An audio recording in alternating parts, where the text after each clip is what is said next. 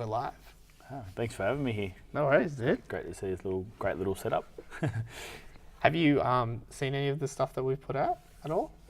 I've seen a couple of things. I think I've seen a couple of the videos that have been shared before and listened to bits and pieces and snippets. Yeah. Cool. It's excellent. What was your setup like when they did the SBS stuff? What were you guys talking about? So that was part of my research. So I think they're actually looking specifically at resistance training for dementia and treating dementia and cognitive impairment. So I think the actual episode of SBS, they came out and they were filming how to fight dementia, and they had the specific part of exercise, and they were showing the robust resistance training. We had some of our participants in, and yeah, they had the full camera crew, the rail slides where they have the cameras doing like a panning shot, and I think we had our poor participants doing the same exercise over and over again to get the right shot for the camera crew. And How many takes did that take? A few. I think they took a lot of footage. I mean, they're probably there for 5-6 hours or so, and the actual segment itself, the actual montage of that particular bit was maybe a minute or something. It was a good minute. Yeah. But there was a lot of they were interviewing myself and my supervisor, who's a geriatrician, about different bits and pieces, and so they film us individually, and then they realise it wasn't the right angle, or there'd be too much sun coming off my forehead or something, which is pretty big. So they'd probably do that again, and they'd try and change things around and that kind of stuff. And of course, they'd make me go and get all the weights to do a visual demonstration of how much weight someone might be pushing on a leg press and that kind of thing. So there was a lot of and there's a bit of an education process between the film crew, who weren't particularly exercise minded, and our guys trying to tell them what would look good on camera, and them trying to tell us what does look good on camera from their perspective. But yeah, it was quite an elaborate set. It was quite exhausting. I kind of had a lot of appreciation for people doing and what they actually do and set up. Production and everything. No, that's cool. Would you like to be on TV again? Oh yeah, I found it pretty good. I think it was kind of funny seeing yourself talk on camera and that, but it was good for our study, and ironically, the particular study that was featured, the PRIDE study, which was a Lewy body dementia study, one that I kind of looked after as part of my PhD. We'd finished recruitment for that because recruitment was very slow and very very hard. It was only a pilot trial, and ironically, once we finished that, we had this filming segment put on air, and we got an influx of a couple of people calling with that particular dementia or loved ones with dementia, and we kind of thought that'd be right once we close recruitment. Yeah, we then get the notoriety. Yeah, so but it was good. It was good to kind of and I ended up kind of getting into a couple of our professional body kind of circles after that, because people started knowing who I was in a way, which was a good consequence of it. But it was an interesting experience, tiring, but a very interesting experience nonetheless. Can you tell me a bit about that study? Yeah, so was part of my PhD, and part of my PhD, like I'm looking at robust resistance training and exercise training in cognitive impairment and dementia. Okay, what does robust resistance training mean? So not kind of light training, as you might think of in aged care populations, and my supervisor, Professor Maria Fitroni Singh, she's a geriatrician with over 40 years of research. And what's a geriatrician? You're going to have to spell things out to me. So a geriatrician is like a specialist aged care doctor. Okay. So there's like a paediatrician is for kids. Okay. Yeah, geriatrician's like a specialist aged care doctor for older adults. She's at the University of Sydney, and she's had a miraculous career. Yeah. And very much changed the paradigm in how we train people that have dementia, or train people with chronic conditions that are elderly. And they're still around today, unfortunately, where people think that just because you're older, you're frail, and you can't do meaningful training and robust training, resistance training.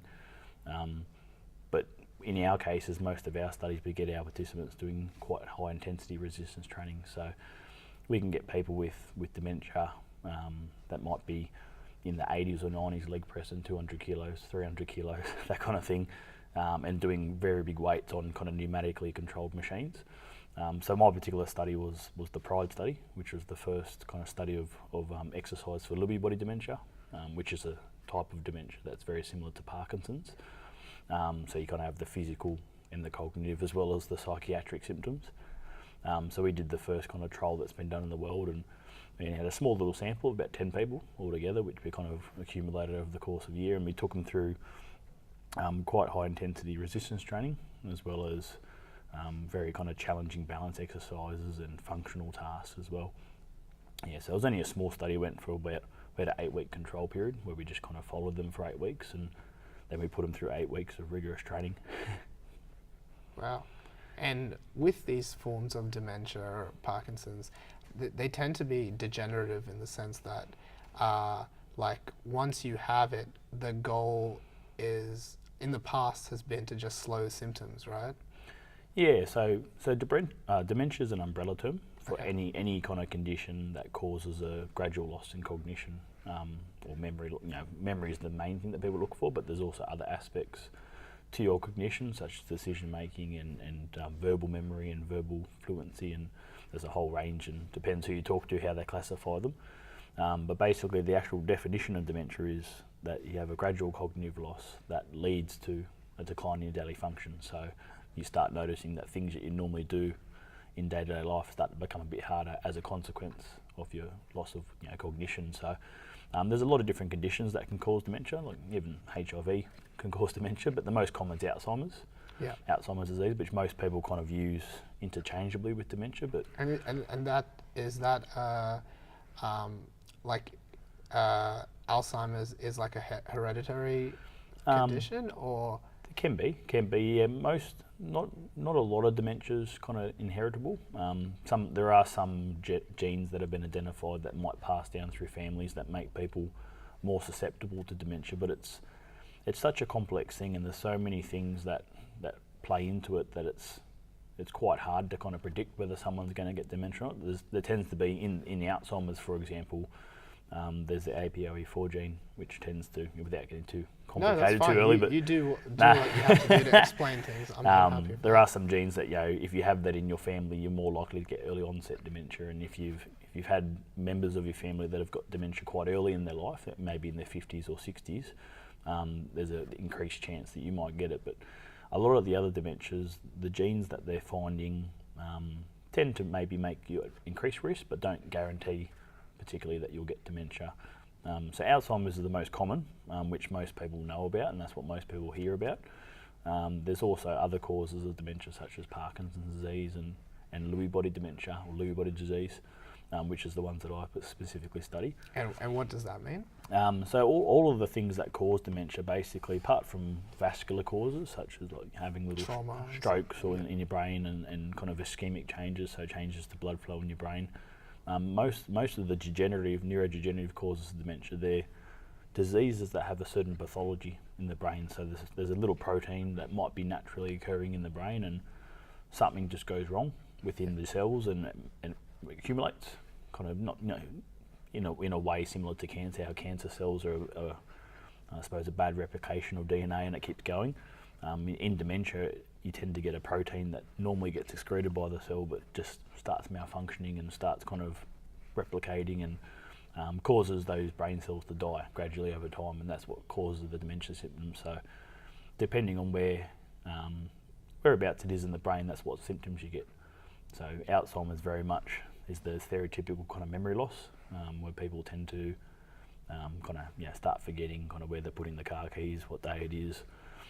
At the end they start forgetting who people are, those kind of things. But other dementias tend to have slightly different onsets. So with Lewy body, you get these pathologies kind of in some of the areas of the brain that control movement.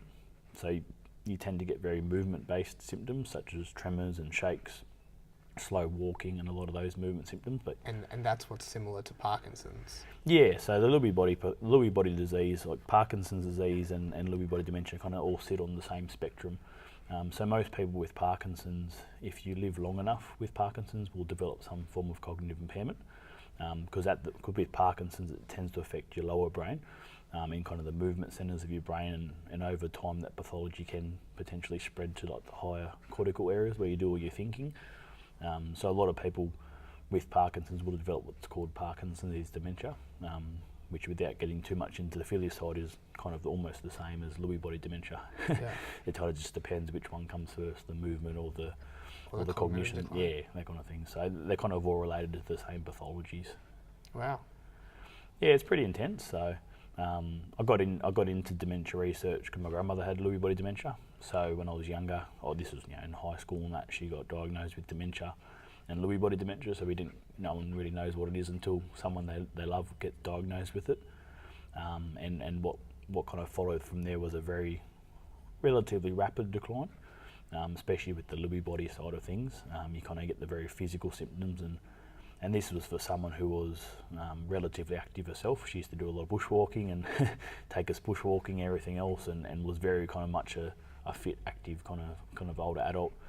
And when it kind of struck her, it tended to be after a hip operation. She kind of got a bit of delirium after the surgery and kind of never really recovered properly from that.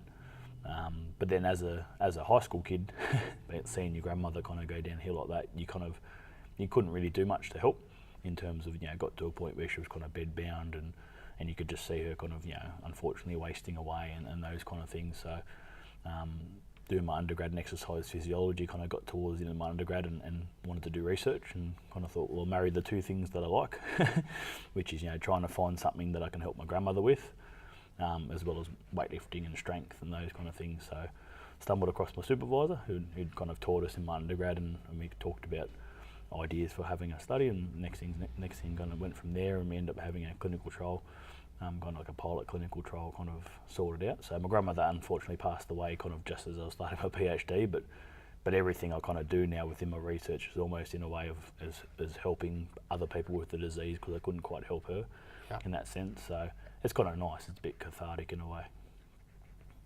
It's probably like a strange sort of karmic circle that, you're sort of helping others when I guess you couldn't help your grandma. Yeah, exactly, and I think you see, you have a very personal involvement within your research, and I think with your research, especially PhDs, and they can be quite, when you do doctor, it can be quite strenuous, and I think everyone's got strenuous stories of their own that do PhDs, but I always find the people that tend to kind of stick to it and have a really kind of focused mindset tend to have a personal investment in the research, not just, they haven't just stumbled across something they can research. They tend to have a loved one that could benefit potentially from it, or they know someone with that particular disease and they want to try and help, and so it very much helps you kind of get through it, and often the participants that I saw, especially the female participants that I had, often I'd see bits of my grandmother in them, especially with some of the Parkinsonian facial features that have a very kind of asymmetrical smile,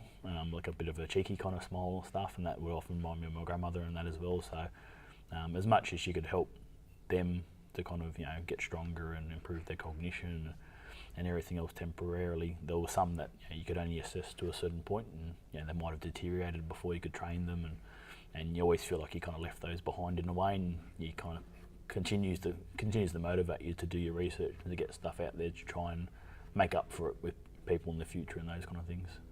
Do you feel a lot of responsibility to continue your research?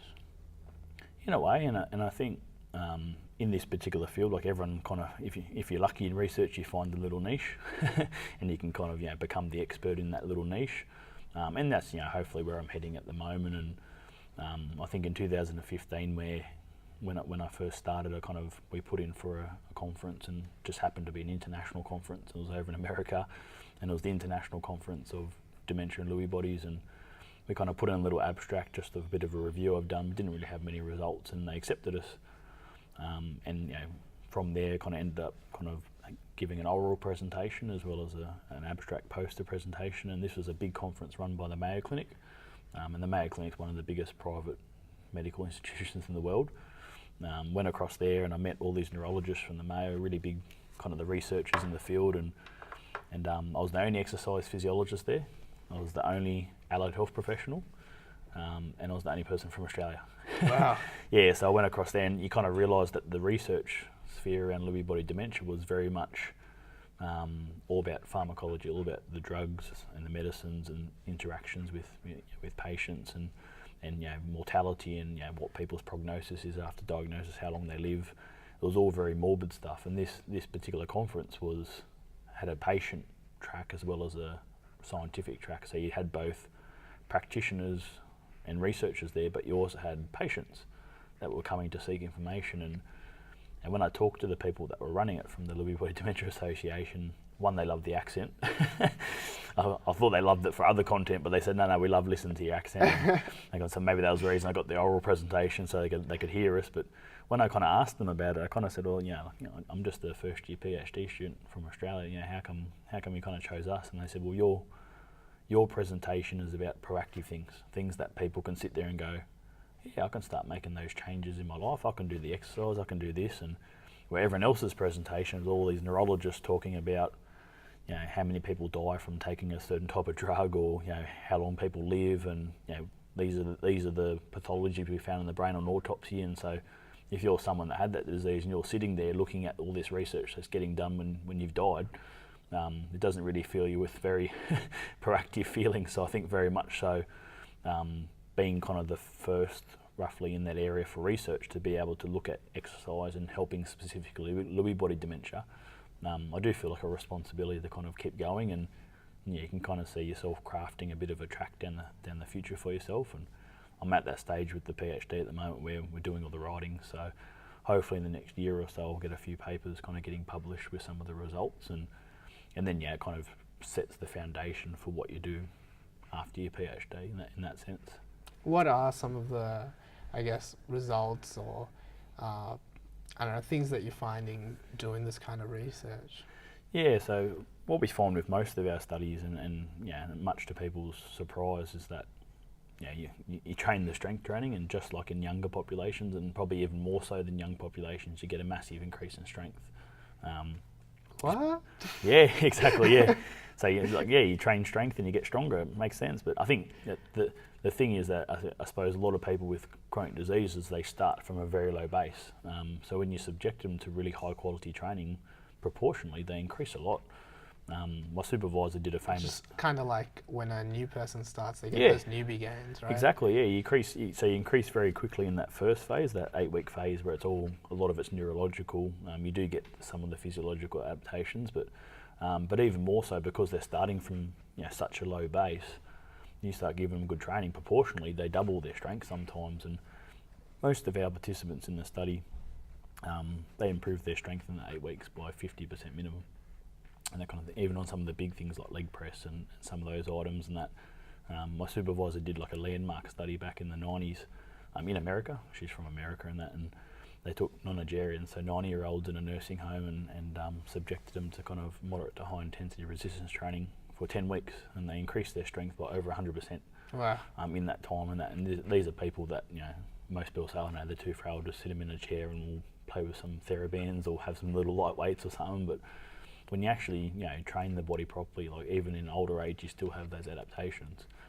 You just have to be smarter about it. So strength was one of the big improvements we got, and we expected that. We expected the strength.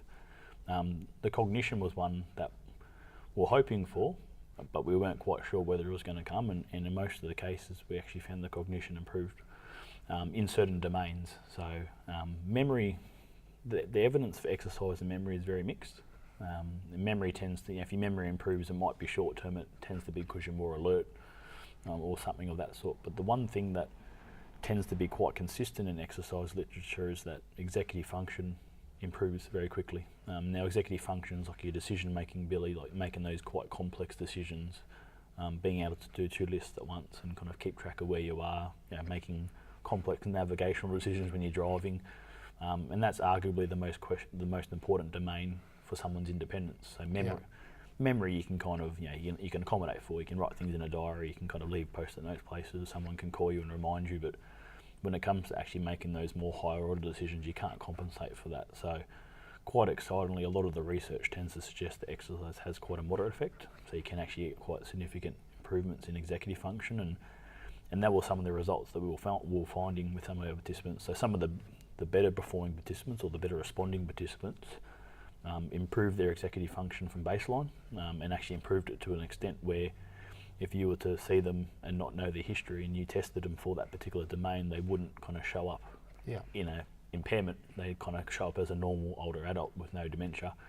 Some of our more severe participants, and so we had participants that were very, very mild and still driving and still playing golf and still playing cricket and kind of very much presenting normally, and you wouldn't suspect they had any dementia, all the way down to very severe participants who kind of were almost wheelchair bound and were very non-verbal and had very, very low cognition scores. So we had a whole spectrum within that 10, so it was very much a mixed bag of participants, and so we had some participants that during the 8-week period where we observed them, they already started declining. So they might have had a fall, they might have had a break, or something might have happened, and they've had a very rapid decline in their cognition. And then when they've started training, we've actually stabilised and slightly improved their cognition from when they were going down. So even though they didn't get back to where they started, we stopped that decline from going further, and potentially kind of kept them in a bit of a stable period for a while. And if you'd extended the training beyond that, you potentially would have either seen a bit of a rise or would have kept flat for a long time. Do you still keep in contact with any of the participants? Do you know if they're still training? We try to. We do, as part of a lot of our research, and our research group at the university, we offer training to them for free afterwards. Yep. So one of our researchers, Guy Wilson, is another exercise physiologist. We kind of, once we finish the training, we set them up with a bit of a program within our clinic at Lincoln. And we enable them to come in, and they can come in as... Are you at Sydney University? Yeah, so we're at Sydney. This is the Health Sciences campus, which is out at Lincoln. So one next to the cemetery. One next to the cemetery. So often remark when you're going up East Street, on one side there's Rookwood, the cemetery, and the other side there's the Health Sciences campus. And I always thought on one side we're trying to prolong life, and on the other side there's the alternative. Yeah. And that kind of thing. So it is actually really nice, really peaceful driving up that road.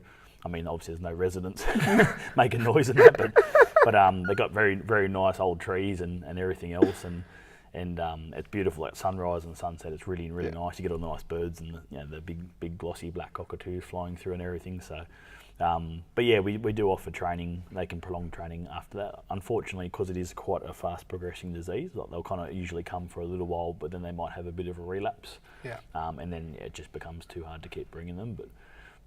But we have, I've gone out to nursing homes before to try and stop a decline where someone's had a fall, and to stop a period of bed rest where they're going to decline further. We've gone out and had a bit of an intensive intervention for a few weeks to try and stem that flow and kind of keep them stable again. And it's quite successful if you get in there early.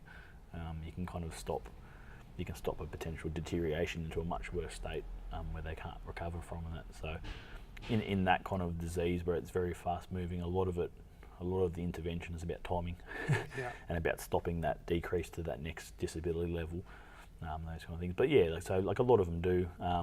One or two of them maybe have passed away since the study in that, which it was always a bit sad. But then there's also a lot of them are still going quite strong and quite well, which is good.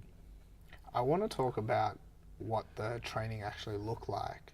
But before that, I want to just take note of like what you were talking about people in nursing homes. Yeah. And so like you met Kush, right? Yeah. My partner? Yeah. So she used to do a lot of work in nursing homes as a physiotherapist. Oh, really? Yeah. And she used to tell me a whole bunch of stories. The first being that it's hilarious working in a nursing home just because the residents are, of all sorts. Yeah. But sometimes the hardest part about getting them to do any sort of exercise is that they're sort of emotionally not invested in it. Mm. How do you guys, I know for a study like what you've done, you've had to have people actually come in and sign up for it. But like, how would you envision getting people to actually really push this on the residents, or for the residents themselves to take note? Because I know that they don't want to get worse, but sometimes it's still much easier to just stay in bed and slowly, deteriorate. Yeah, it is. I mean, even for young, healthy populations, like even people that come to the gym and that they're quite gym junkies, everyone has a day where they don't want to do gym training, and you put on top of that 60 years worth of life and aching joints. And as you mentioned, in that research setting, it's slightly different in terms of they've contacted or one of their loved ones contacted you, and the caregiver tends to have a big role. If the caregiver is very proactive, especially in more severe cases of dementia, if the caregiver is very proactive, the participant will tend to be more pliable for exercise and tend to kind of take part in the exercise. One of the biggest barriers for exercise, and most people think with dementia it's understanding or communication or one of those kind of things, but one of the biggest barriers is apathy. so that lack of interest Yeah. and not wanting to take part, and that's the hardest thing to overcome.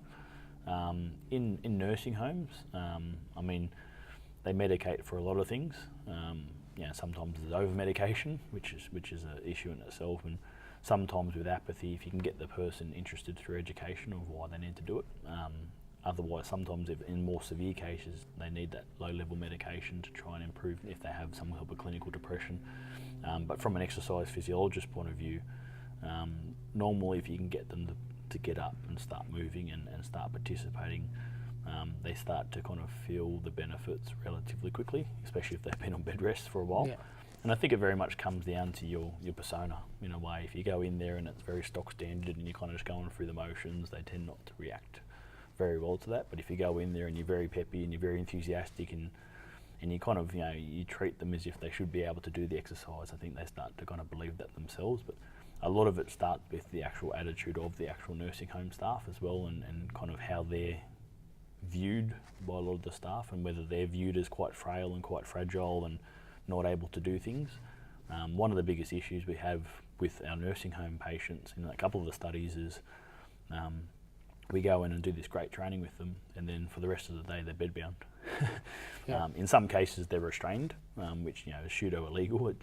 Nursing homes can kind of find ways to justify it, but all that benefit they're getting from the training tends to be undone by the bed rest that they have for the rest of the day, and often we'll call some of the nursing staff in and show that we're walking them, and they don't need a two-person hoist, they don't need a sling, we're actually walking them by themselves.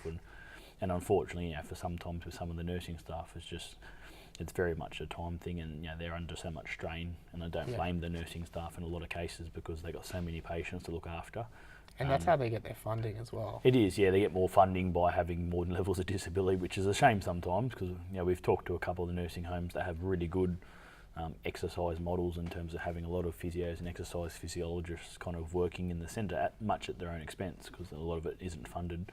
So they'll actually put their own funding to get these physios and exercise physiologists in, and then they're still trying to educate the staff that, look, we don't need a two-person, we don't need a sling anymore, we can walk them now, and at the end of the day that comes down to funding levels, and but then you can also say conversely, well, this person's got a less risk of falling now, so therefore you're not going to lose funding by having this person fall.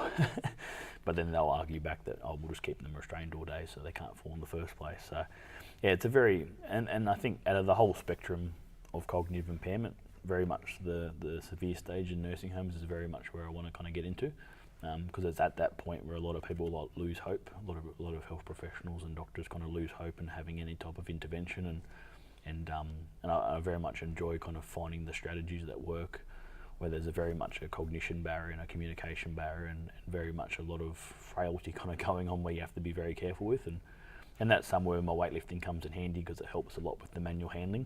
Yeah. not to say I'm snatching and clean and jerking residents and stuff and kind of lifting above my head, but it very much helps when you have to steady them, and it helps from their confidence point of view, because they know that when you have them kind of under the armpit or something, or you're having them on contact guard, they trust that they know you're not going to let them fall, and that kind of helps progress the exercise as well.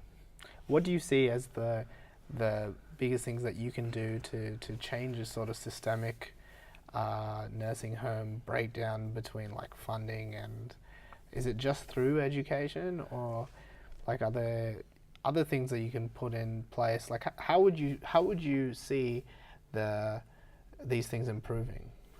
It's very much, and it's difficult too, because you've got different levels of staff that are working, and a lot of the ground staff that come in and work, the assistants in nursing, and that a lot of them come in and it's an entry level job, and they're not getting paid a lot, and they're under so much stress, and next thing you got a health professional coming in berating them about getting this person walking more and everything else, and you feel sorry for the poor buggers, because at the end of the day they're trying to get their job done, and they're trying not to let someone fall, and at the end of the day I think they want the same outcomes for the patient, but don't particularly have the time to do that.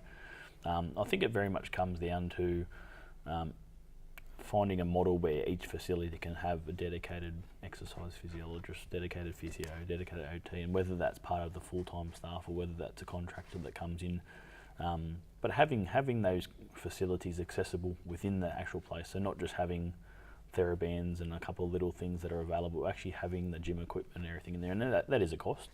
And that comes down to education. That comes down to, you're going to spend a couple of grand on getting these new bits of gym equipment, but here's what you're going to save in terms of frailty and falls and everything else. And sometimes that's too far out of reach for the facilities to look at.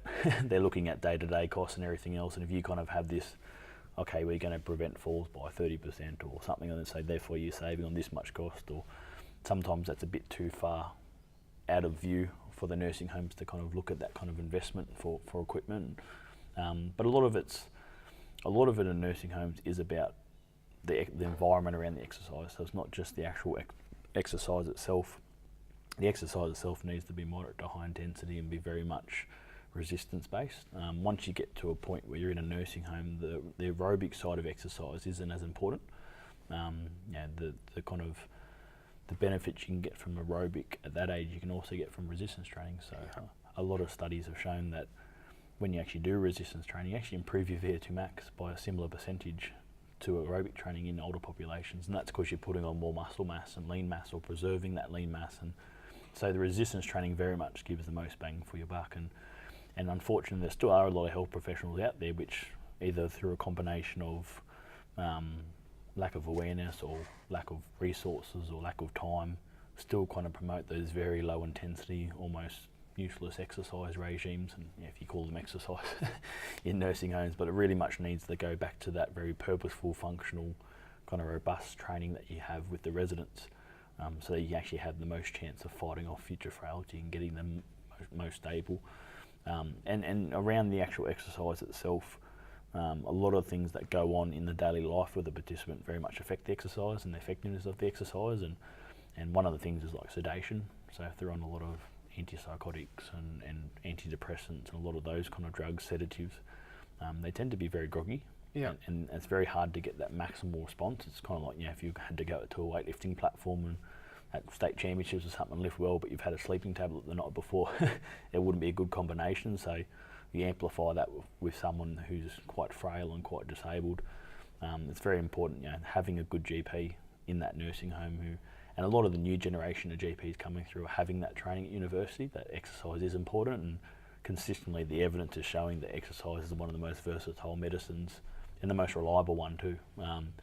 In dementia particularly, there's no actual there's no medication that can actually prevent dementia or slow down dementia, or change the disease course of dementia. Basically just treats the symptoms. Where with exercise, there is some convincing evidence that you might actually be modifying the disease state of dementia.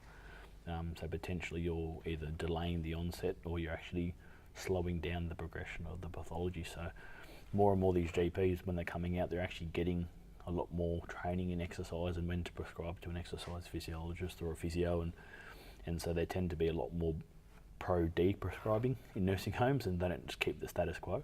Yeah, wow. That kind of thing. So, I mean, we've seen examples before where the doctor's kind of gone through the home and a person's on 10 medications and they just look at the script and say, has anything changed this week? And they say, no, okay, re-sign the script.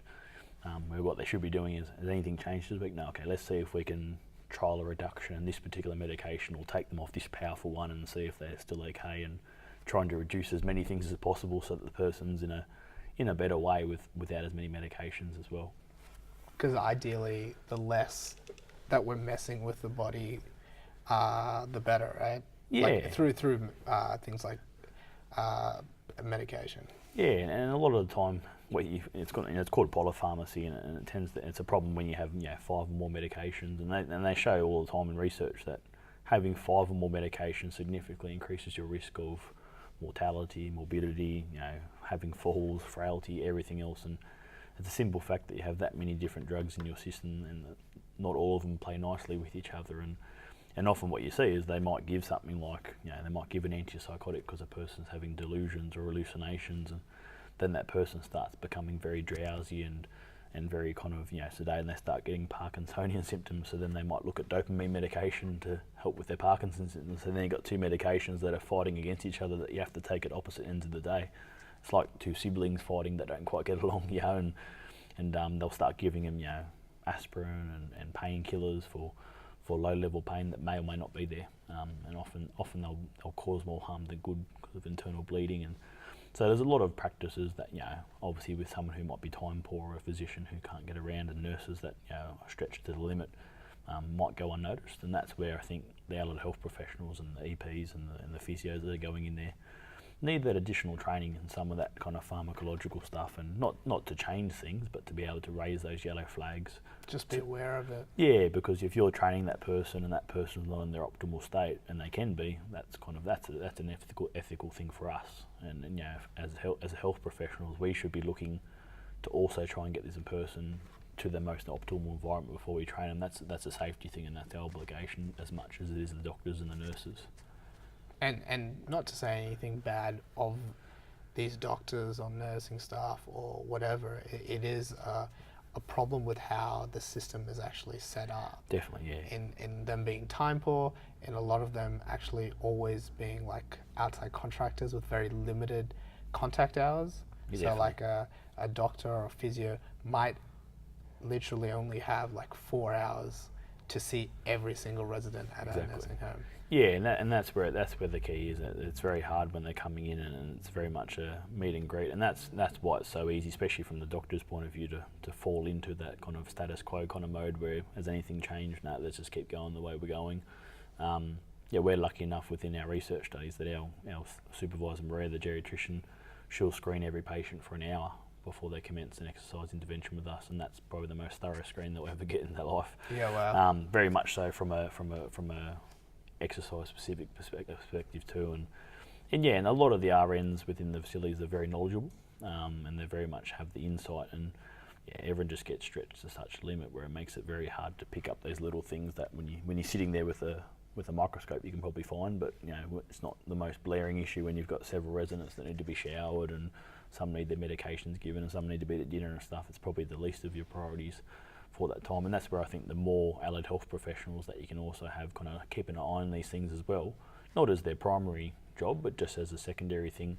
That kind of just makes more people watching over that particular resident. That it makes it more likely for them to catch those little yellow flags with medications and those kind of things that kind of will stop that person going backwards and going downhill. Back to your PhD and your study. Did you guys map out or collect data on the psychological or emotional benefits of the exercise as well to their conditions? Yeah, so probably because I mean, obviously you did the cognitive side, but we very much do the emotional side. We have a lot of measures, for quality of life and depression and those kind of things, and that's kind of something that's been instigated by my supervisor, and a geriatric approach and a geriatrician approach to aged care is you look at the whole picture. So every study we do, we'll see participants for 3, 4, 5, 6 hours at a time for assessment days. And give them a lot of breaks. With my study, it was more about 3 hours because it's about the threshold you can go to. But we'll collect data on depression, quality of life, on kind of positive and negative affect, and a lot of them are questionnaires. Some of them are validated for people with dementia. Other ones kind of rely on informants, caregivers, and those kind of things. And some of the results are mixed. So we haven't quite analysed them all. Are you seeing any general trends though? A lot of the time when it comes to positive affect, there'll be a bit, if they've had big increases and they've noticed those big increases and they have the awareness of those increases, they'll be able to notice a bit of an increase in their positive affect. It is hard sometimes because one of the symptoms of Lewy body is often accompanying it, or one of the kind of comorbidities that often accompanies Lewy body dementia is depression. So it's one of the things that kind of goes in there with it, and normally they're already on antidepressants, being treated for it already. So either there's already that floor effect where there's no depression there to start off with, or they kind of lack the insight to be able to kind of to answer those questionnaires if they've got the more moderate or severe dementia and that.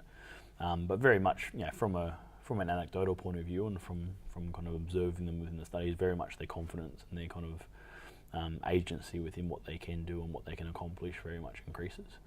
We've had one participant that stands out, and we're actually kind of singling him out as a case report for my thesis, and hopefully going to get it published. He was a participant who was in a nursing home and very much went through a vicious cycle of deconditioning and kind of he was on medications for depression, where really he was just lonely, because he was kind of the only male in his ward, and very much more cognitively able than all of his other resident counterparts, and that they were very much more severe dementia, and he lost about 17 or 18 kilos within 6 months, through this cycle of atrophy, where he kind of had falls and UTIs and delirium and broke ribs, and it was just a shocking cycle to watch him go through, and all this bed rest that he was going through, and accompanied with all the delirium and everything else. He wasn't eating right, and we kind of kept following, kept trying to intervene. Eventually we got to a point where we actually intervened, and we managed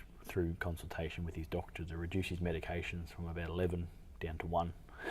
Wow. And that was obviously under the foresight of our geriatrician, and kind of got him down to 1, and then we managed to get in there and intensively train him, and he put on, within the 8 weeks of training, he got up to a leg press of 100 kilograms and could walk 300 metres without having a rest. And this was someone who was in the fetal position on the deathbed weeks prior, and the best thing at the end of the study, and things you don't, with research, you don't capture a lot of those impromptu things. You don't capture a lot of the human side of doing the exercise, and he ended up, his wife, I think we were 1 day away from, it was 8 weeks worth of training, and he improved dramatically, and he was more alert, and his cognition had gone up, his strength had gone up, his function had gone up, his weight had gone up, he was eating more, and he's a lot happier, obviously, because he was, he wasn't kind of drugged out in his bed, and 1 day away, I said to his wife, I said, look, don't take him out today, just keep him indoors, take him for a walk, but don't take him too far, because the last thing we want is for him to have a fall before we can reassess him, because as much as he's had this improvement, getting that data at the end will make a big difference, and will help us convince the doctors to keep going on this path. And she kind of ignored my advice, but it didn't have we didn't have any negative consequences, which is good. Just spoiler alert. But she sent me this message, and it was a picture of her and this particular participant. She'd taken him out to a dumpling bar, and they were both sitting there, and they were eating dumplings, and he was drinking a beer with this massive smile on his face. And I don't think he should have been having beer, but I remember just thinking, like, that's something you won't capture in any data or any case report or anything else. But from a perspective of someone who's assessing someone, you're thinking this is someone who, for all intensive purposes, was zoned out from the world, and so deconditioned that they were in the fetal position on their bed, strapped to a chair, because there were falls risk, but that had kind of long expired because they couldn't walk themselves.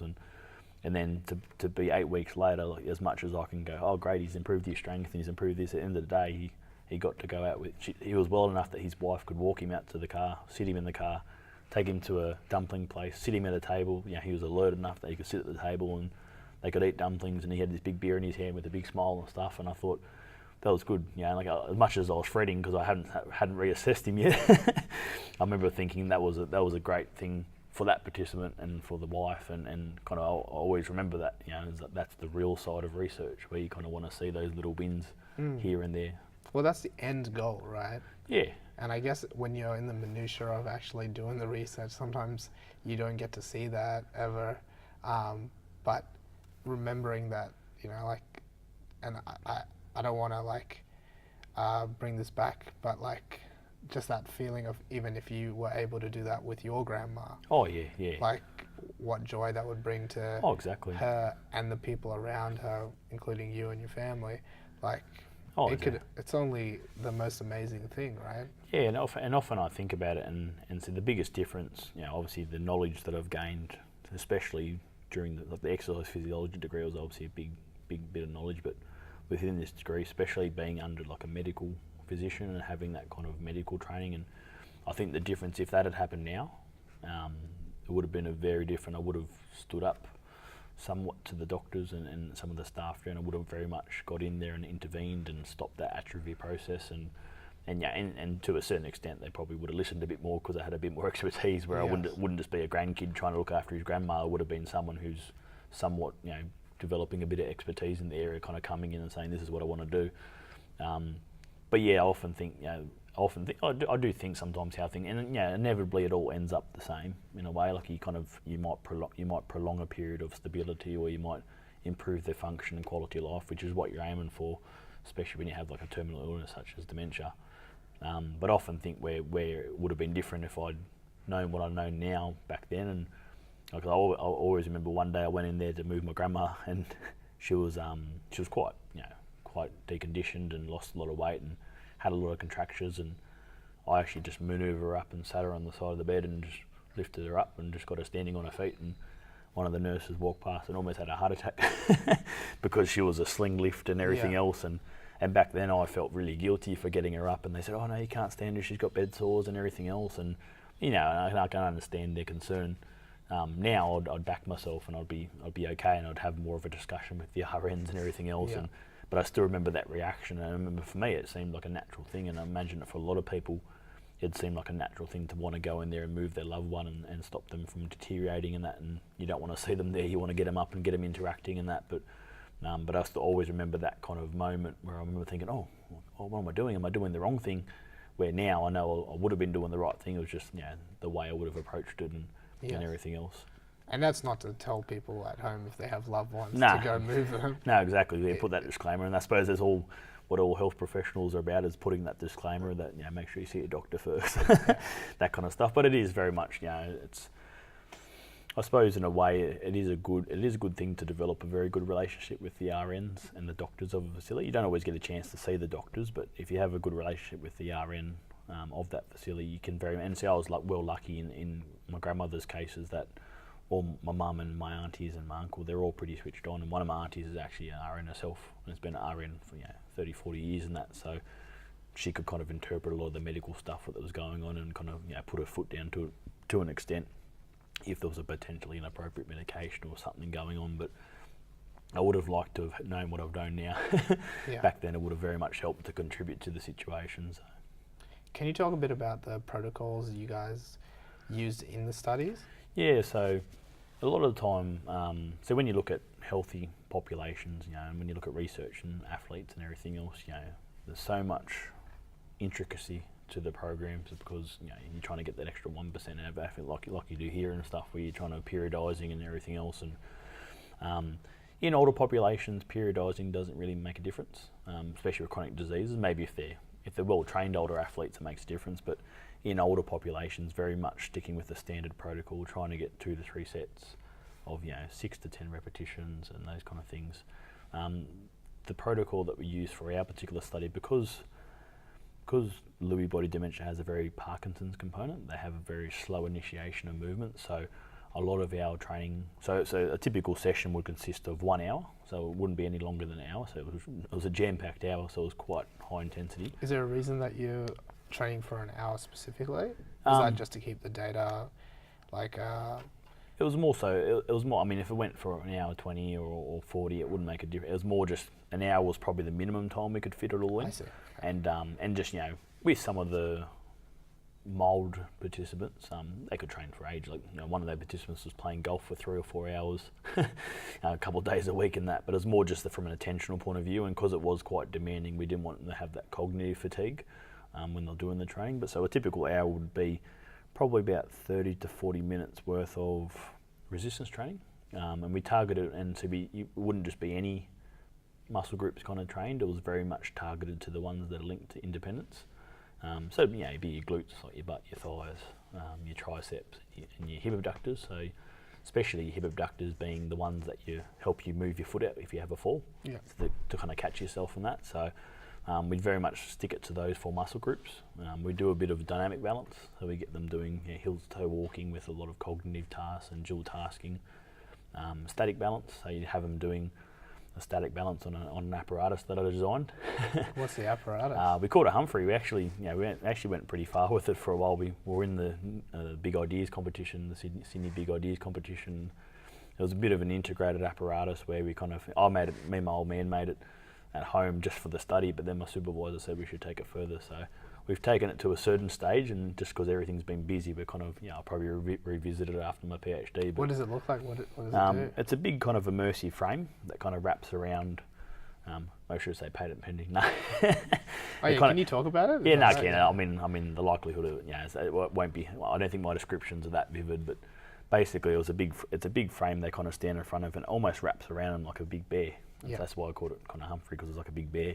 But it actually has an acronym, home-based uptake of blah, blah, blah. And, I want to hear the full acronym. That's really cool. I haven't used it in a while. I have to remember what our recent one was. But we had a couple different acronyms to fit that thing for a while and stuff. But the name came before the acronym? Like came kind of the same time and stuff, yeah. And it's a different spelling to other Humphreys, so we don't trademark anyone. But yeah, so it was very much it was a semi-immersive frame where they can kind of stand there and they have that support around them to be able to do intensive balance.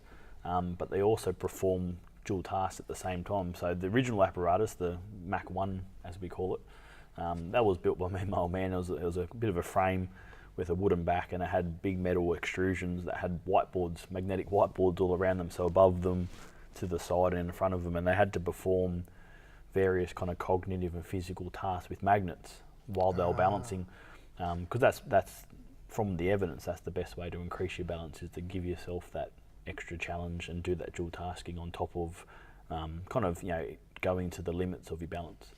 And in dementia, you kind of also want to train people in a controlled environment how to regain their balance when they lose it. So and it's like a safe way to do it. Yeah, so they're in a frame, I'm behind them, so if they fall to the front, they can grab the front. If they fall to the side, they grab the side. If they fall to the back, God forbid, I'm behind them and stuff. So it's very much, because if you're an assessor by yourself trying to train balance, you can't kind of do the dual tasking and be safe at the same time normally. You're either doing one or the other. So this enables them to get the most high quality kind of balance training from what we know in the research, but also be able to be safe and be surrounded. And that idea, that original frame that I built specifically for that study, just more as a help to myself so I could train them, that kind of morphed into an idea with the help of my supervisor. It morphed into an idea of this holistic integrated healthcare system that could assess and train a lot of different health diagnostics and liaise with the doctor and everything else. So the current prototype's a fairly clunky one, but it's made out of metal aluminium extrusions. It's got touchscreen monitors and that around it, and it's got like a fold down chair, and much of it I built myself, which I'm relatively proud of. But I mean, it doesn't look like it's made by an engineering student. It looks like it's made by an exercise physiologist masquerading as someone that has some skills or something. But it looks quite impressive when you look at it. One of our software. Do you have a photo of it or anything? I think not on this phone actually. No, so I'd have to find it and stuff. But I'd love to have a look at it. Yeah, I have to show you one day. Yeah, no, and I think it's probably up on my Facebook wall at some stage. But we kind of got to a certain stage, and we had funding to build a certain one. Then we kind of applied for the next one for the Sydney Big Ideas, and we're in the top 4 for that.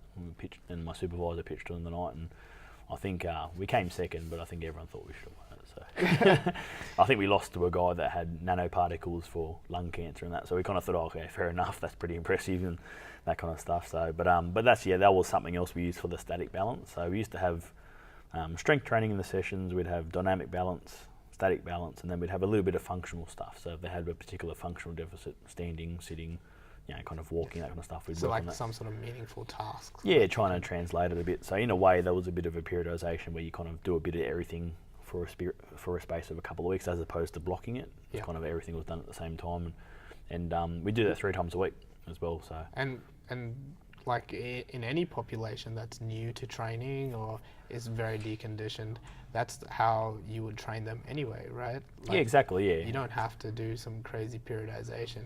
And if you guys have been listening to the last few weeks of podcasts, we've been talking about programming. Yeah. And simple things is simple programming is the best way to do something because it's the easiest to track. Exactly. Yeah. I mean, I suppose the more elements you play with, and see, like when you look at in research, you're always trying to find something new, but at the same time you're limited by what's known. And if you go too far from what's known, ethics have problems with what you're doing and stuff. So when you do, like when you look at a lot of research, it's often especially in chronic diseases and especially in older adults, it's very simple, boring ACSM guidelines, kind of, the 2 to 3 sets of 6 to 10 and everything else. And the way we apply the exercise though kind of adds a bit more oomph to it in a way. So when we do we all got the Kaiser machines. I don't know if you've seen Kaiser machines, like the pneumatic machines, and they come from the US and that, but they're up and down the force, and it's very much controlled by pneumatic things. So you don't have to worry about loading weight plates. And, it's like not hydraulic, but it's kind of like like pneumatic. So it's kind of got the air pistons and that, and very high tech machines. You don't see them anywhere else outside of a university setting, and that was part of the university's decision to teach on normal machines, because everyone learns from the Kaisers and then goes out and goes, oh, no one's got Kaisers. But they're very good machines and very good for older populations. And you kind of is that because of ease of use? Yeah, so they're not. So it's not and safety, I guess. So you're lifting the same weight, but it's not quite lifted the same way. So the actual machines are designed a lot more ergonomically for older populations. Like, you're not kind of on a 45-degree tilt for your leg press, and that you're kind of in a horizontal leg press in a better position. But the actual force profile changes. So because it's pneumatic, you kind of get the consistent force the whole time, as opposed to with a weight where you kind of have that additional inertia, then you have a bit of a hook, and you kind of your wrist jarring your legs at the top or knees at the top of a leg press. So they're a lot safer, and at the end of the day, if they lose the weight, it comes back to a certain point and doesn't kind of crush them or doesn't hurt them. Yeah, exactly. So we do a very powerful concentric phase, and that's often I say to participants, that's for your brain. So in Parkinson's, you're teaching to improve amplitude.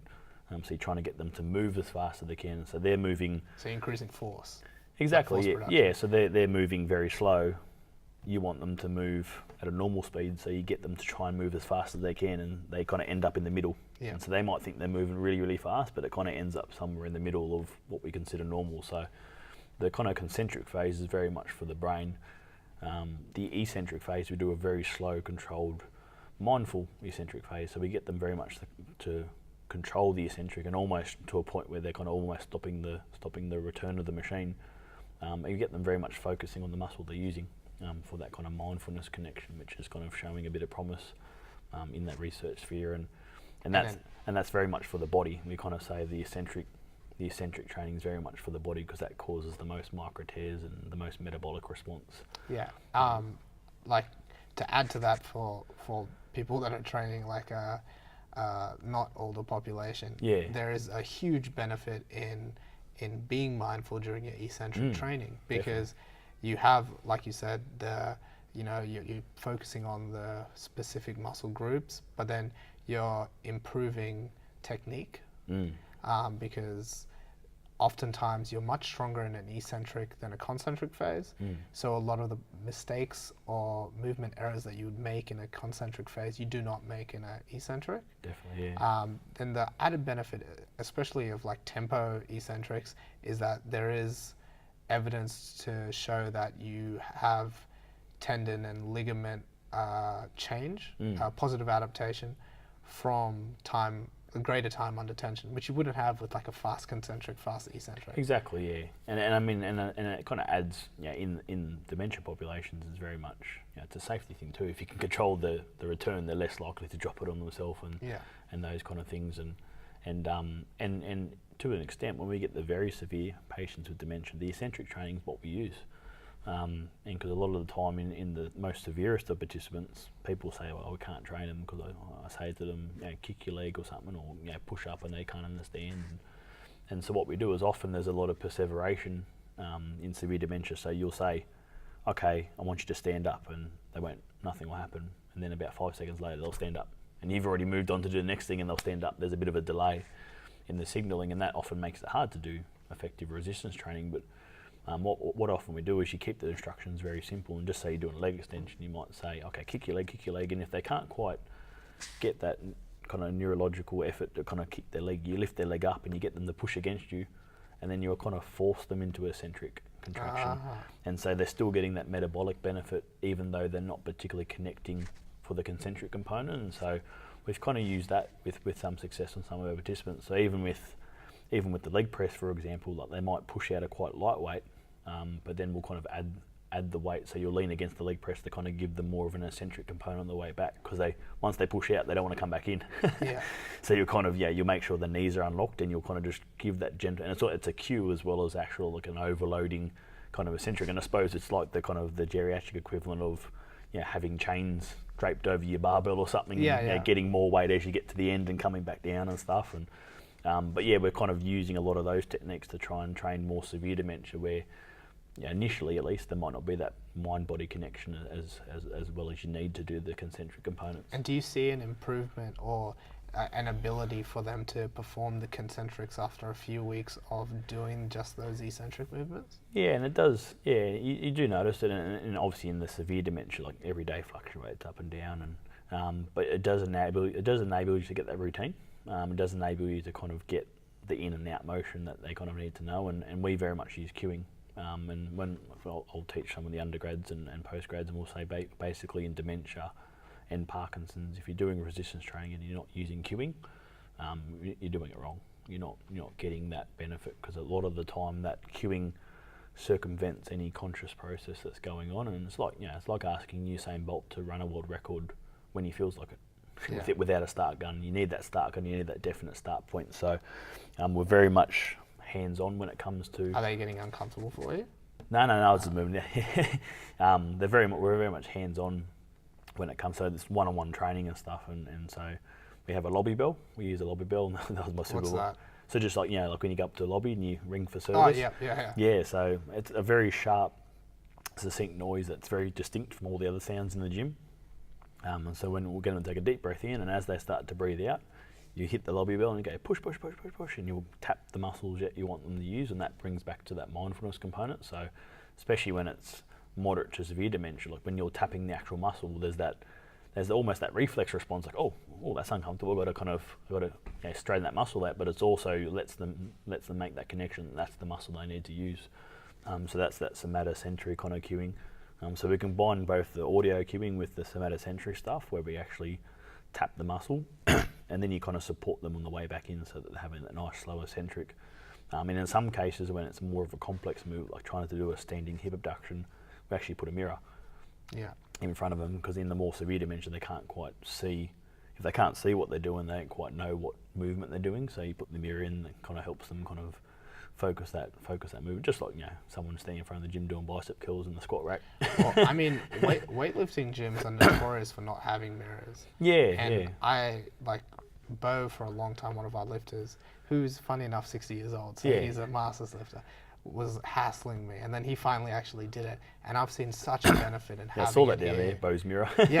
Because it is so helpful for teaching technique, for making sure people are moving symmetrically, and I can only imagine that it's the same for you guys. Well, I noticed, and see, that's when I started weightlifting, I noticed I came just from doing normal gym stuff, and I noticed I always used to look in the mirror when I was doing squats and everything else, and kind of, you become very aware of any scoliosis you might have, and my left shoulder sits lower than my right shoulder, and people point that out. It makes me feel subconscious, but then, you know what, I just noticed that. Exactly. I have to sit the other way now, and then you try and compensate for it, and you kind of look like you're hunching up like Quasimodo. And but when I started weightlifting at Titans and that, like, there's one mirror in the corner for kind of the more bodybuilding stuff, but that was a bit of a change to do it without mirrors and that. And now I find if I do it with mirrors, it throws me off. Which I imagine over time, if I did do it with mirrors, I'd get used to it again. But I do like the mirrors for the bodybuilding side of things and like kind of the more strength-based movements. But I've got used to, and see, I used to do it with music, and I used to have music blaring in my earphones and stuff, and then we kind of, I've learnt over time to not do it with the music, I suppose, because that's in competition, you kind of don't, and so now when there is music around, I tend to, my tempo goes off, because I'm kind of waiting for the drop of the music or something, or the chorus and that. So I think whatever you're doing, you just get used to doing it that way, and if you change things, you kind of tend to have that little bit of adjustment period and that. So. But we use the mirrors in kind of the clinical setting, especially for more those technical movements and that, where you kind of they have to see if their leg's turning out rather than turning forward and everything else, and it helps them to kind of create that visual connection. How did you get into weightlifting?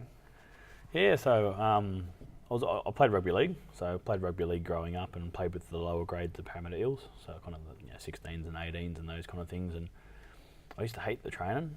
Because it's very old school, and see, like, especially learning a lot of the stuff around fitness and exercise and the evidence-based stuff, and then kind of going to pre-season and just getting flogged for no sensical reason other than just mental toughness and that. You know, let's do push-ups until your arms fall off and run around. And I wish it was kind of that, but yeah, it was just to be like nonsensical things, and it did frustrate me a bit, especially as I got to that kind of age, that late teenage years where I was kind of making those rep sides, and you kind of, you know, you get little niggling injuries here and there because of that. But I always loved the strength side of things, and I was always pretty strong, always like, you know, quite strong in terms of squatting and those kind of things, and whenever we got a chance to get, they used to call it con, so every time we hear con, it just sends shivers down my spine. But that was the conditioning of running around the oval and doing sprints and burpees and whatever you could name.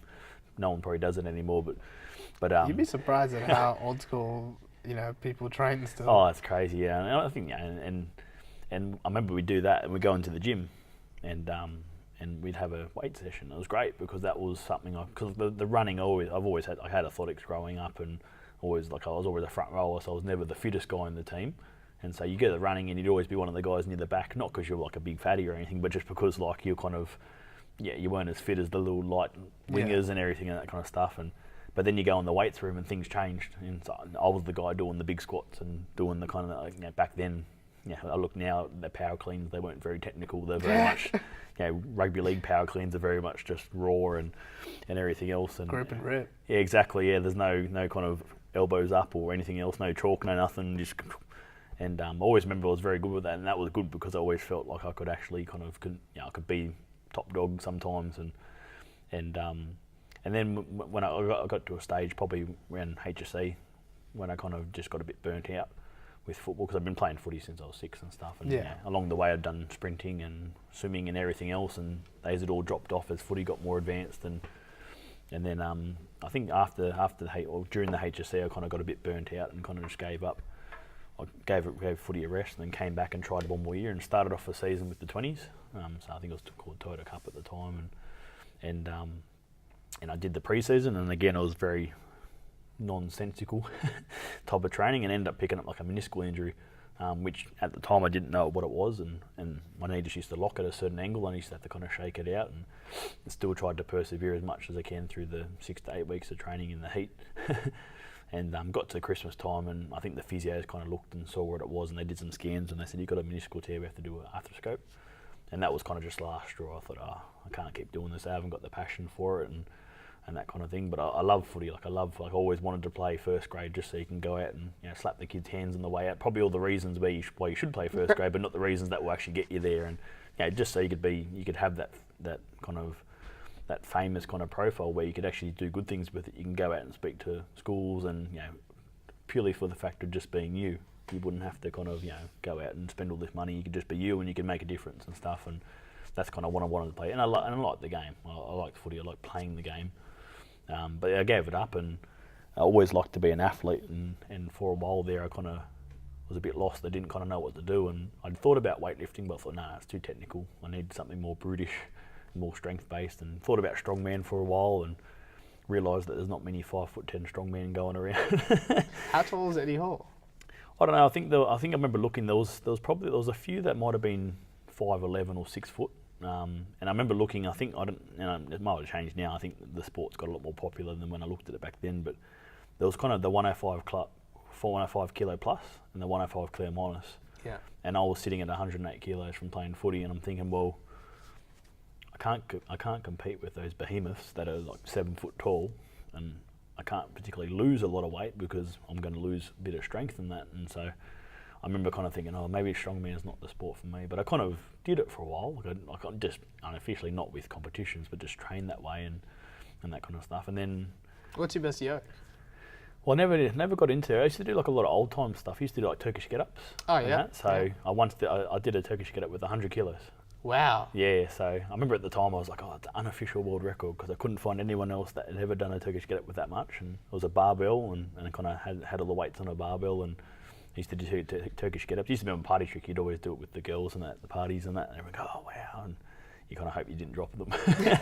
Those kind of things. But I liked all those old-time strongman lifts and stuff. And like the bent press. Yeah, all the bent press. Oh, the bent press fascinated me and stuff. I never mastered it. I don't think I was ever flexible enough. I could see how it would be good for flexibility, but I never really... I can't do it. I've got no chance. I remember looking at it and it was like, yeah, you're just reversing the levers and like the weight stays still and you go under it. And I'm like, how does that work?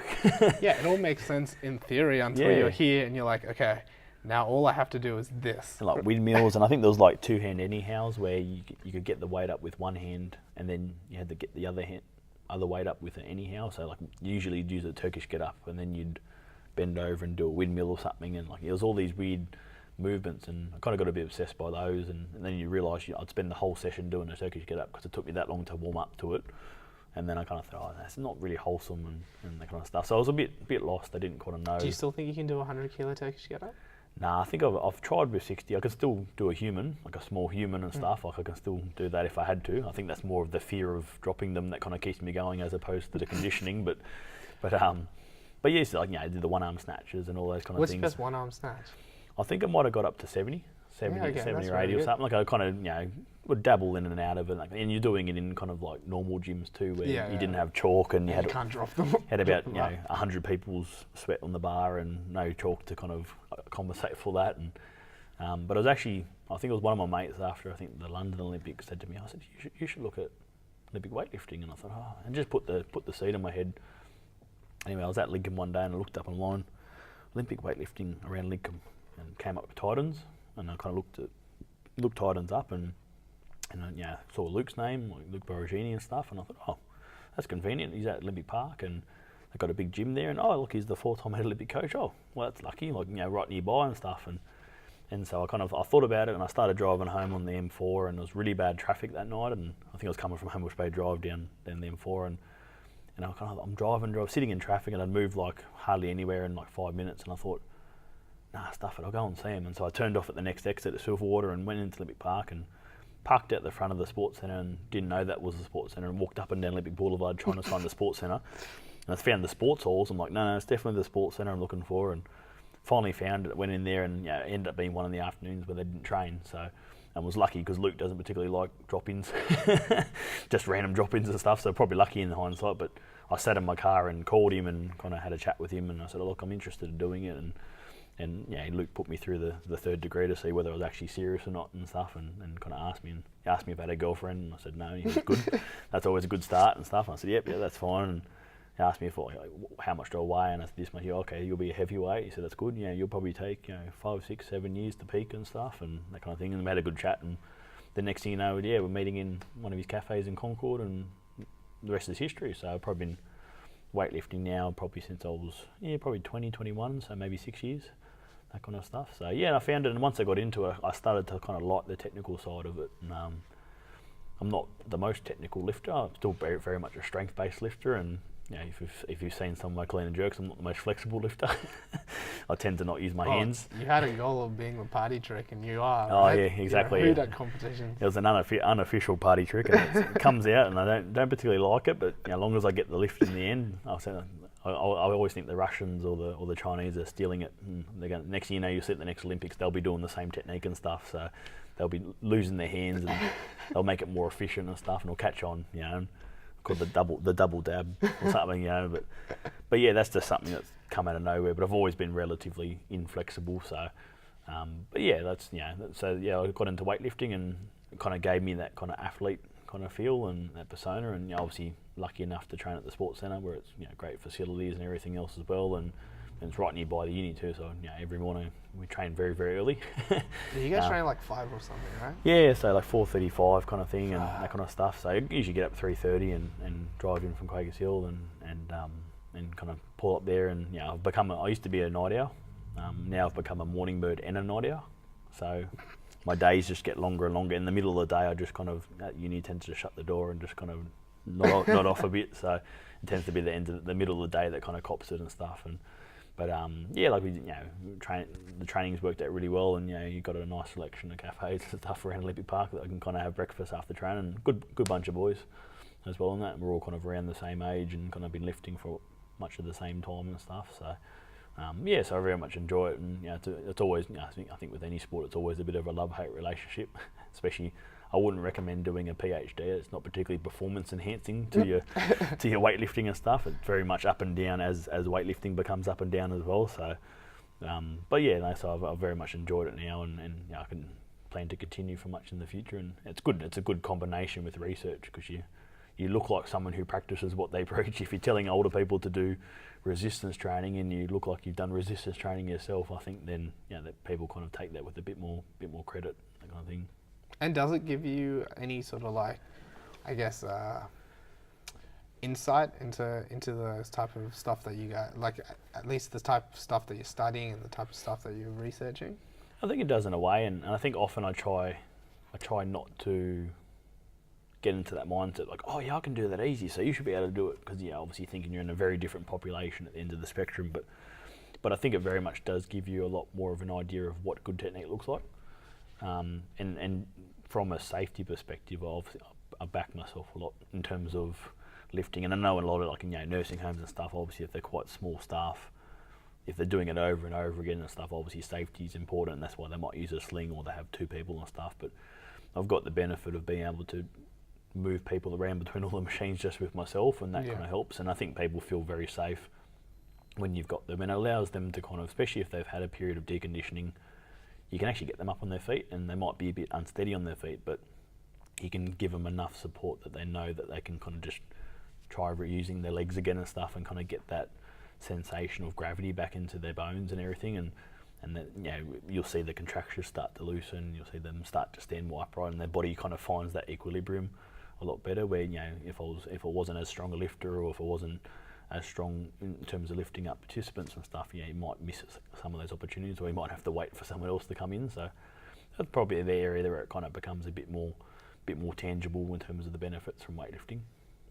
What amazes me when I'm training both new people and even older population. So our demographic here at the gym is, our youngest, I think, is like 13, and then our oldest is 72. Oh, wow. So we have like a fairly big spread of people in the gym, and the cool thing is like you can see the increase or the motor function improve like this very quickly. Yeah. So like if I get someone in the gym doing a bench press, for example, like I don't have a lot of I guess pendulum or like closed chain machines. Like a lot of my stuff is like free weights. Yeah, well that's the sport too as well. Yeah. So even with the older populations, yes, like I try to be safe as much as possible, or I'll be there to like guide them. But like they might be benching and it's like shaking around like crazy. Yeah. And after a few reps, suddenly they're just like banging it out.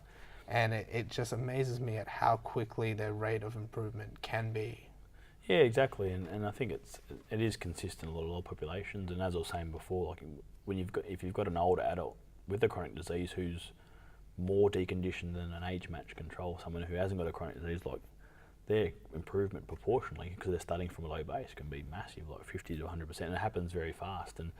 And often when we're progressing, I mean, like people got, if you look at the American College of Sportsmen guidelines, everyone tries to kind of put a number on a progression, like percentage-wise, like increase 5% or 2% each session and those kind of things. But at the end of the day, you get a bit of a feel for it. And the good thing about the Kais is that you can up it by newtons. Yeah. So if you're lifting 2,000 newtons, it's 200 kilograms, kind of thing, roughly, kind of thing.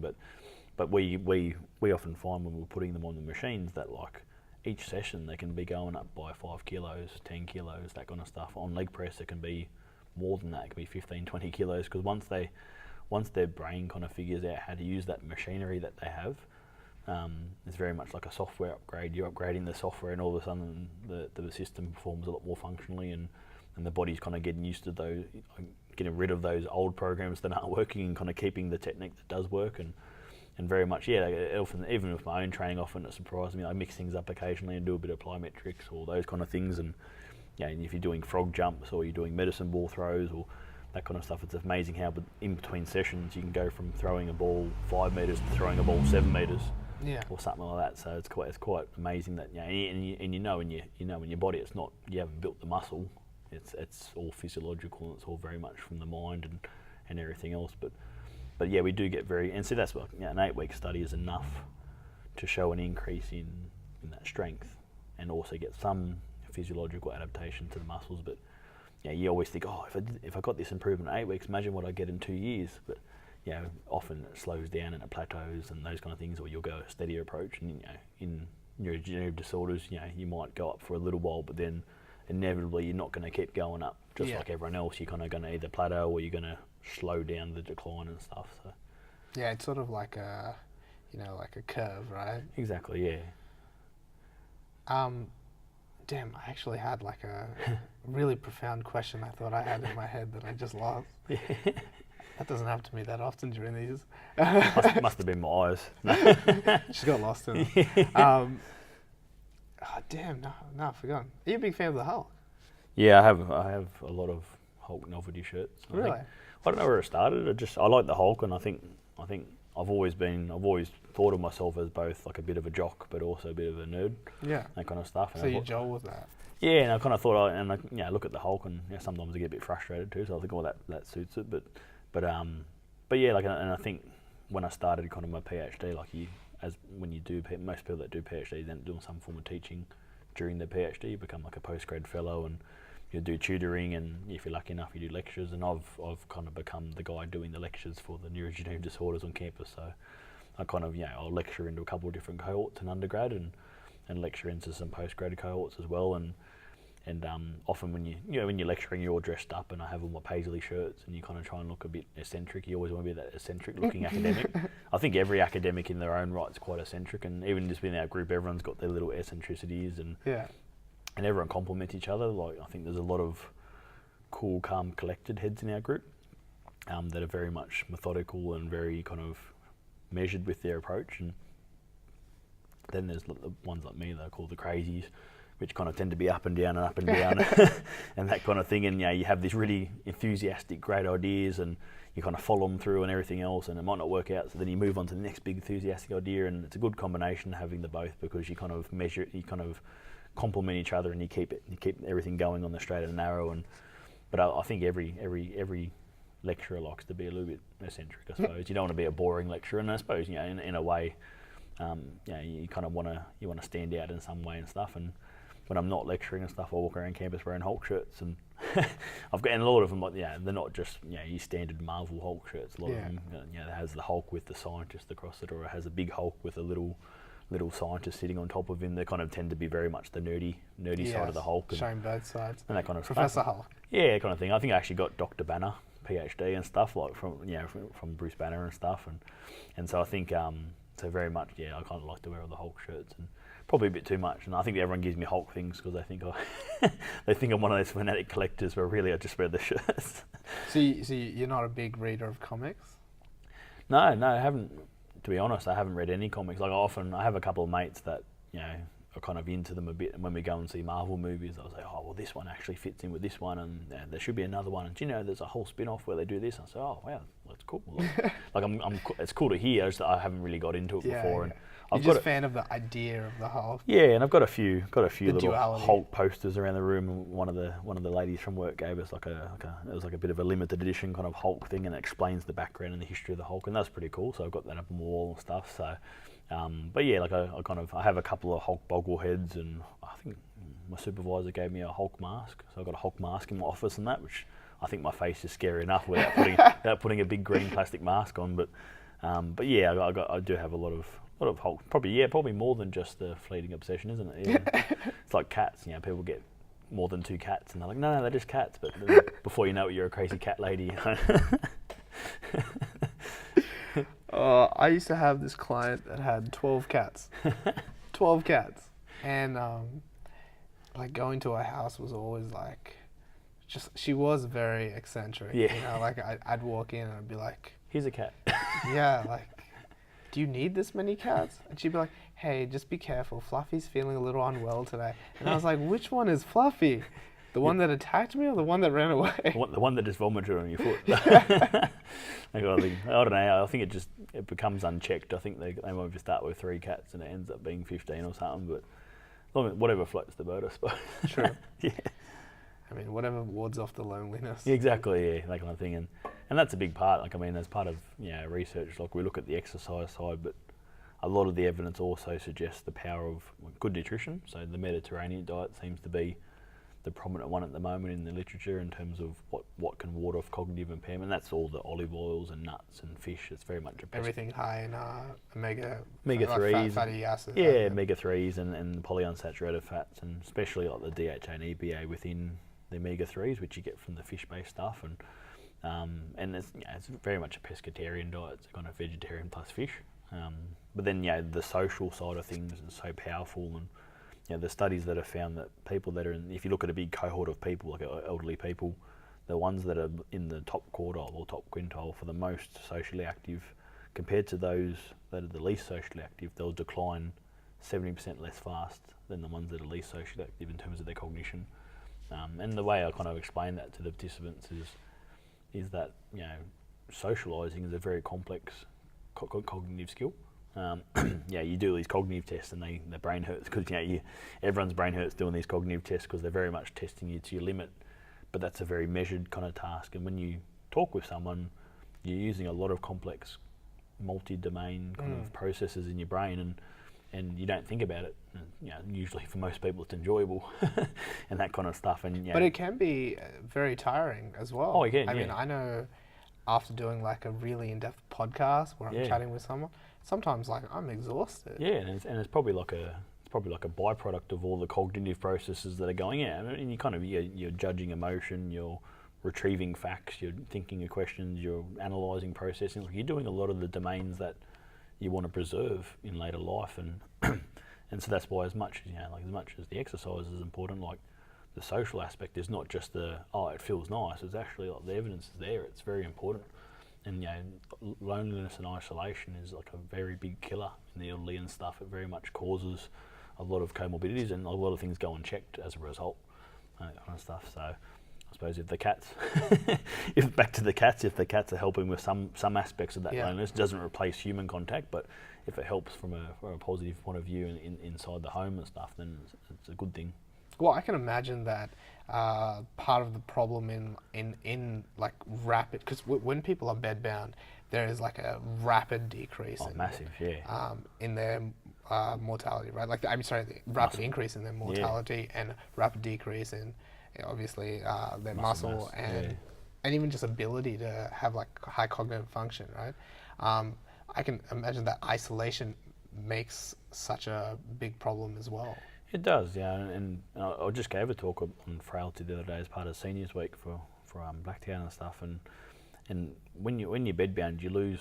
It's ridiculous. You lose like a kilo plus a week very quickly. Like within the first couple of weeks, you've lost 4 or 5 kilos, and that as an older person that stops exercising, and we actually say to older populations, especially like once you get over the age of 70 and that kind of stuff, and it's actually benefit. Like as much as BMI is not always the best measure, and generally doesn't reflect, especially bodybuilders and weightlifters, generally calls us obese when we're actually quite muscular. But in older populations, the BMI scale, the research actually suggests it should be shifted up. So like if a healthy range is between 18 and 25 kilograms per square metre and stuff of height, the actual elderly one goes up from 25 to 30. So in our scales, they'd be considered overweight. Yeah. But in older age, it's actually better to have a little bit extra pud than to be too skinny.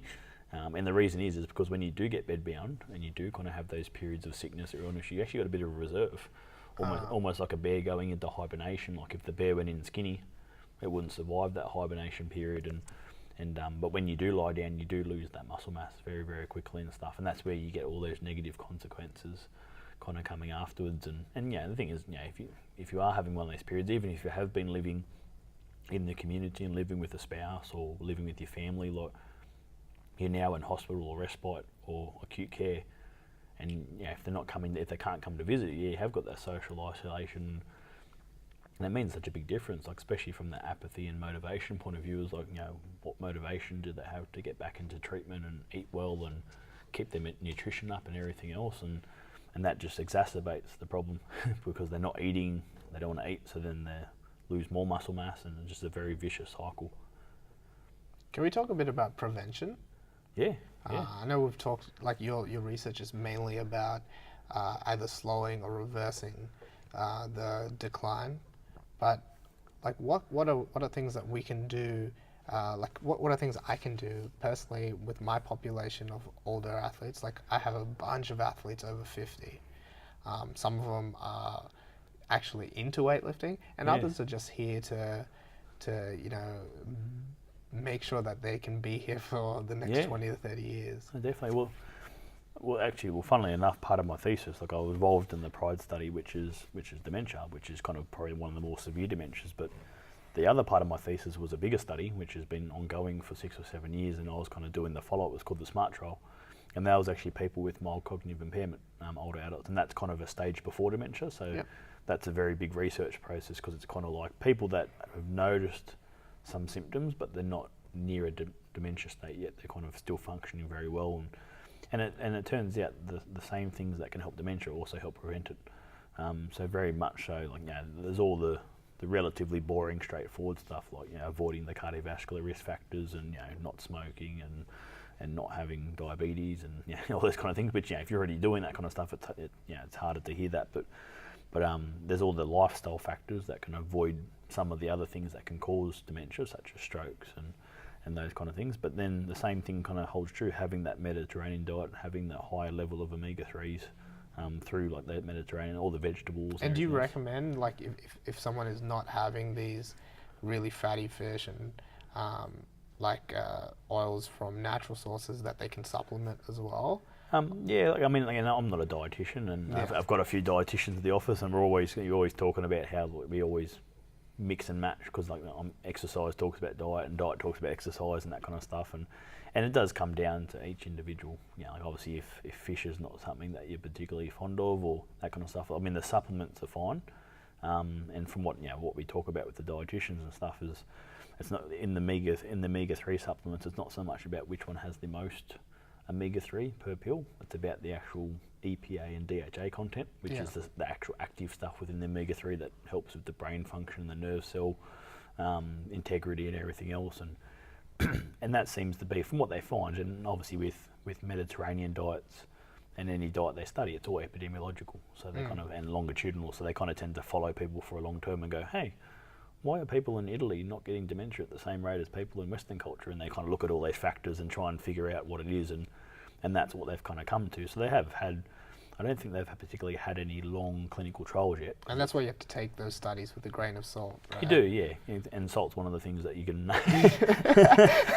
No, but so that's the thing. And the thing is too, like, Mediterranean diet, you're obviously in the Mediterranean region, so, would eating the same diet up in the North Pole have the same effect? There's obviously a lot of weaknesses to epidemiological longitudinal ones, but they're consistently finding it over and over that this Mediterranean diet, and one of the dietitians that was with our group, Sue Radvagina, she's done a PhD in it, and when you get right into the nitty gritty of the diet, and I think she comes from like a Mediterranean background, so she's obviously had family that's grown up there and kind of knows the ins and outs of the cooking, and it's very much like a lot of the spices they use as well. It's not just the omega-3s and the fish and the vegetables, it's also a lot of the spices they reckon are quite kind of active compounds, and so they're looking into a lot of those different areas of it, and the combinations of them too that kind of tend to complement each other, almost like a bit of a homeopathic medicine.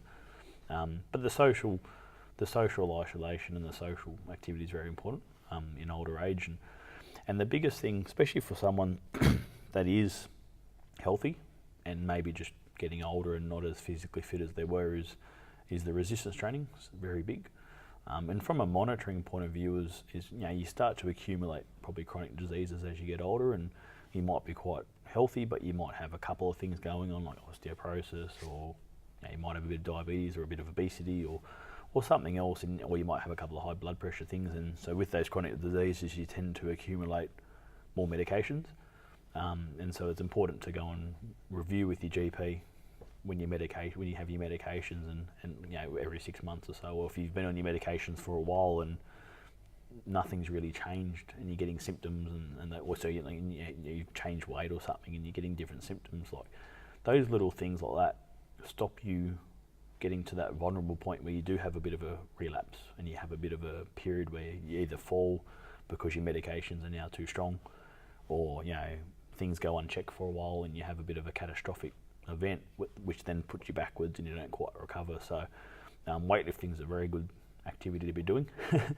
Like the aerobic side of things is important, and if you can get that, generally whatever activity you're doing has to be moderate to high intensity. So I mean, in a gym setting and everything else, like people can often monitor that with heart rate monitors and those kind of things, and anything kind of higher than that 60 to 70% of your maximum heart rate kind of is a good range to be in. And same with weightlifting, kind of anything with an exertion. If you're thinking of a 1 to 10 scale, like an RPE scale kind of thing, anything kind of higher than 5 or 6 of hardness, that's kind of where you want to be and above. But as long as you're getting that moderate to high intensity stuff and getting enough of it in a week, that's a very, very effective way to try and stop that dementia accumulation or that risk of dementia and cognitive decline. And on top of that, how do you add in things like balance and because there are a lot of domains of like what you would do in a gym that can then really pay off. And one of the big ones I found, and like I don't know if you had a real look downstairs, but there's a lot of equipment downstairs that is just balance based, and most of it is for my benefit because it's fun to play on that stuff. I think I've seen some of your little experiments where you balance on balance and balance boards and have like 3 or 4 on the top. But for not only my older population, but for even my younger guys, like I've seen significant benefit in giving them that stuff as well. Yeah, so with balance, and balance is one of those ones that always tends to get a bit misconstrued, and like with everything, there's always fundamental principles to balance. And obviously in an older population, probably not the people that you're coming in here, because they're obviously quite relatively robust because they're doing resistance training. But with anybody, to improve your balance, you generally are trying to increase the unsteadiness of the exercise over time. So you take it to the extremes where you're talking about down there, where you've got balance boards on top of balance boards, and that's very much increasing the steadiness. And those kinds of apparatus obviously do that naturally, and that helps. If you're looking at very deconditioned people, like balance movements start with a wide base of support. Yeah. So like even standing, just like shoulder width apart, is immensely difficult for a lot of older athletes. Well, I call everyone an athlete. So and see the wide stance. I mean, if they're having trouble with the wide stance, typically they're having trouble standing in the first place, because the wide stance is probably the most secure of all the stances. But generally, the ways you progress balance are reducing the base of support. So bringing the stance closer together. Bringing it closer. Single leg. Asymmetrical. Tandem, like also semi-tandem, tandem, and then asymmetrical by one leg up. That's kind of reduces that base of support. So for those that aren't watching this and they're at home, what he was saying was you'd bring your feet closer and closer together until you can start staggering. Yeah. Staggering again, closer and closer together, then going to almost like a tightrope. Yeah, so called like heel to toe. Heel to toe. And then from there, we would start with things like single leg stands. Yeah, single leg stands, and then and there's other ways. So usually the reducing the and you all I suppose should go without me saying, but if you're doing this at home, you do it with a rail. And, if you do a particular falls risk, you do it with obviously having the appropriate supervision, all that kind of safety side of things in check. And that's one of the issues with balance, is that to get effective balance, you need to be losing your balance. So sometimes, as much you can do it in the home, and if you are someone that's relatively robust in older age and you haven't got many conditions or falls risk, you can kind of do that kind of stuff at the home. But sometimes it's better if you do have a bit of a falls risk to have someone nearby that can kind of watch you, to make sure you're doing it properly and safely.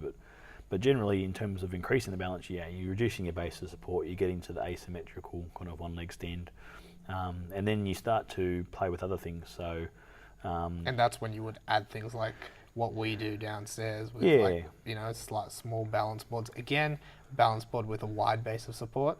Yeah. And then bringing that in as well. Yeah, and see, even before we get to the balance board point, and see, like in our clinics, like we don't use the balance boards just because we haven't got participants capable of doing that. It's a different demographic. It is, right? yeah. I'm just going to check that the camera's still working. Yeah, sure. But keep going, keep talking. Yeah, so generally we reduce the base of support, and then once we've reduced the base of support, you start playing around with kind of what's called the limits of sway. So with the limits of sway, you're kind of getting a person to go to their limit of their centre of gravity. So obviously everyone kind of reach so far before they start to lose balance. And they're the kind of extremities that you want to be working at. So you can do that by getting people to reach for things. You can do it by getting people to throwing people the ball, putting them off centre, everything else. And also reducing the sensory input. So reducing the sensory input tends to be like a bit of a later, a more advanced skill, so removing vision. So a lot of our participants in the older populations, even if they have really good vision, they might, in some of our tests, we've got to hold it for 15 seconds. So they can hold all the balance positions for 15 seconds. Once you remove the vision from one-legged stand, usually they can hold that position for as long as they can fall. It's like a very wide sideways squat kind of thing. So taking that vision out is a very potent kind of advancer of your program. And then you can add foam mats, and then obviously the next progression up would be adding kind of all those toys and everything there. Yeah, as you say, the toys and stuff. But and so that's where adding the dual tasking components to it as well, which is kind of what the research suggests. So well, that was a cool thing that I was really interested. That's why I was asking so much about Humphrey, is that I'm trying to think about ways I can train my older population, in particular, like just my parents, grandparents, because like my parents train here, Kush's parents train here, then like Zafia's parents train here, Shanna's parents train here. So like we have a lot of these older adults, and some of them are like proficient enough that they can actually do Olympic weightlifting. But others are like not there yet. And some of the things I really want to work on is just falls prevention, because we know that like I forget the age and I forget the statistics, but like if once you reach a certain age and you fall, your mortality risk just skyrockets, right? It does, yeah. And there's an old, like in nursing homes, a broken hip normally spells a very short, sharp decline to mortality and death and that. I think adults over, I think it might be 65, I think there's about 30% will fall in a year. Not all have injurious falls, but there'll be about 30% will fall.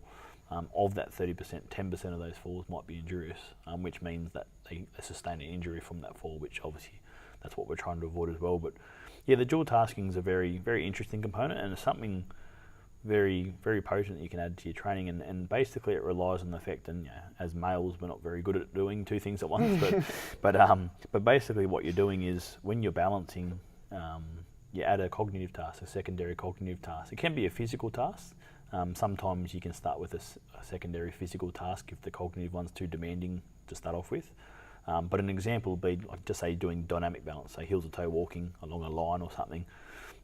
You'd add a task. So they're trying to do both to the best ability at the same time. So you might say, okay, you got to get up around that cone as fast as you can, making as few errors as possible, so not stepping on your feet, that kind of stuff. And obviously depending on the falls risk, you'd be either walking next to them, or they might be right to do it by themselves. They'd obviously be very much focused on trying to get their feet with the right placement and trying to get as far as possible. And then you add in the task saying, okay, while you're doing that at the same time, I want you to start at 100 and count backwards by sevens. So you got 100, 93. You cruel bastard. Yeah, that kind of stuff. So, I mean, sometimes the arithmetic is a bit beyond people, and obviously in some of the older populations, like thinking schooling age, they might have left school, early high school, or primary school and that. So sometimes the arithmetic, and they'll tell you, maths is not my thing. And you go, okay, well, what I want you to do, and there's different levels of cognitive tasks you can do. So arithmetic's kind of relatively up there. There's easier ones like category naming. So as they're walking, you say, I want you to name as many, it could be something they like, as many brands of cars as you can think of. As many types of cats as you have. Exactly. Name all your cats backwards and stuff, but name all your cats and their feeding times or something, I don't know. But something that requires a secondary cognitive task. And what happens is the brain has to divvy the attention. So what happens is, in the interim, your performance of both tasks decreases. And it's really important as a trainer that you actually make sure the person is trying to divvy their performance, because the person will naturally prioritise. And what do they normally prioritise? Well, as I was going to say, it's very interesting. It's because if in our dementia studies, they naturally prioritise the motor, because it's probably easier for them to generate the motor movements than to actually think about the topics and that. But you'll probably see a bit of insight into what people feel more comfortable with, because they'll start walking, and then when you say to do the task, they'll say, just say you say name as many countries as you can. They'll go Australia, New Zealand, and the walking will start to slow down, and then they'll kind of stop naming and they'll just start walking again. And they go, come on, keep going. They go, and as they're going, they keep walking. So they'll obviously prioritise the motor, but other times they can be walking and they can just stop and start rattling off countries for you, and you go, no, keep walking. And so it's very important to push them to try and exceed in both domains. And have you seen any correlation between like, at the start of the podcast, we were talking about Parkinson's versus, what's the type of dementia that you're studying? Lewy body dementia, Lewy body dementia, in how they would act for yeah, that. so very much. So with the Parkinson's disease, so the dementia with Lewy bodies means you get the cognitive problems first, then you get the Parkinson's, where the... So would you see a difference in how they prioritize? So normally the ones that have Parkinson's disease dementia, they've had Parkinson's for a long time, and then they've developed dementia, so they might have had it for 5, 10, 20 years, so they've had a lot longer period for their physical systems to deteriorate. So often with the Parkinson's patients, the coordination of the heel to toe is very, very much affected, and it's very much a bit of a hit and miss sometimes, and there's a lot more mistakes, and so that very much takes their attention, and so the cognitive side almost disappears. They can get a bit of a rhythm where, like, with the less challenging part of the movement, just say the swinging of the leg, they might name something and then stick their foot down and everything. Where with the participants, so they almost find a way to cheat their way. I mean, they do cheat not in a negative sense, but that's how they have to get through life. Path of least resistance, and the body kind of finds that. Where the participants that potentially have more cognitive problems to start off with, they'll very much focus on the motor stuff, but they can, if they're not as severe, they can kind of get the cognition going at the same time. But more so, it's just the Parkinson's tends out, obviously, the movement coordination. But I think one of the misnomers of Parkinson's, like, obviously people think of Parkinson's as moving very slow and everything else, but it's more of a slow movement initiation, and a lot of people with Parkinson's, even though they habitually move quite slow, they can move fast if they have to. And if you ask them to move fast, they'll move very fast, and that if they're not too deconditioned, and so it's very much that neural stimulus. But yeah, like with the dual tasking effect, it's quite well documented now. But you'll have decrements in both tasks, so you won't walk as well as if you're just walking by yourself doing the task, just the walking task, and you won't do the cognitive task as well as if you're just sitting down doing it. But over time, doing those two things at the same time, you actually improve both tasks a lot more than you would by training them individually.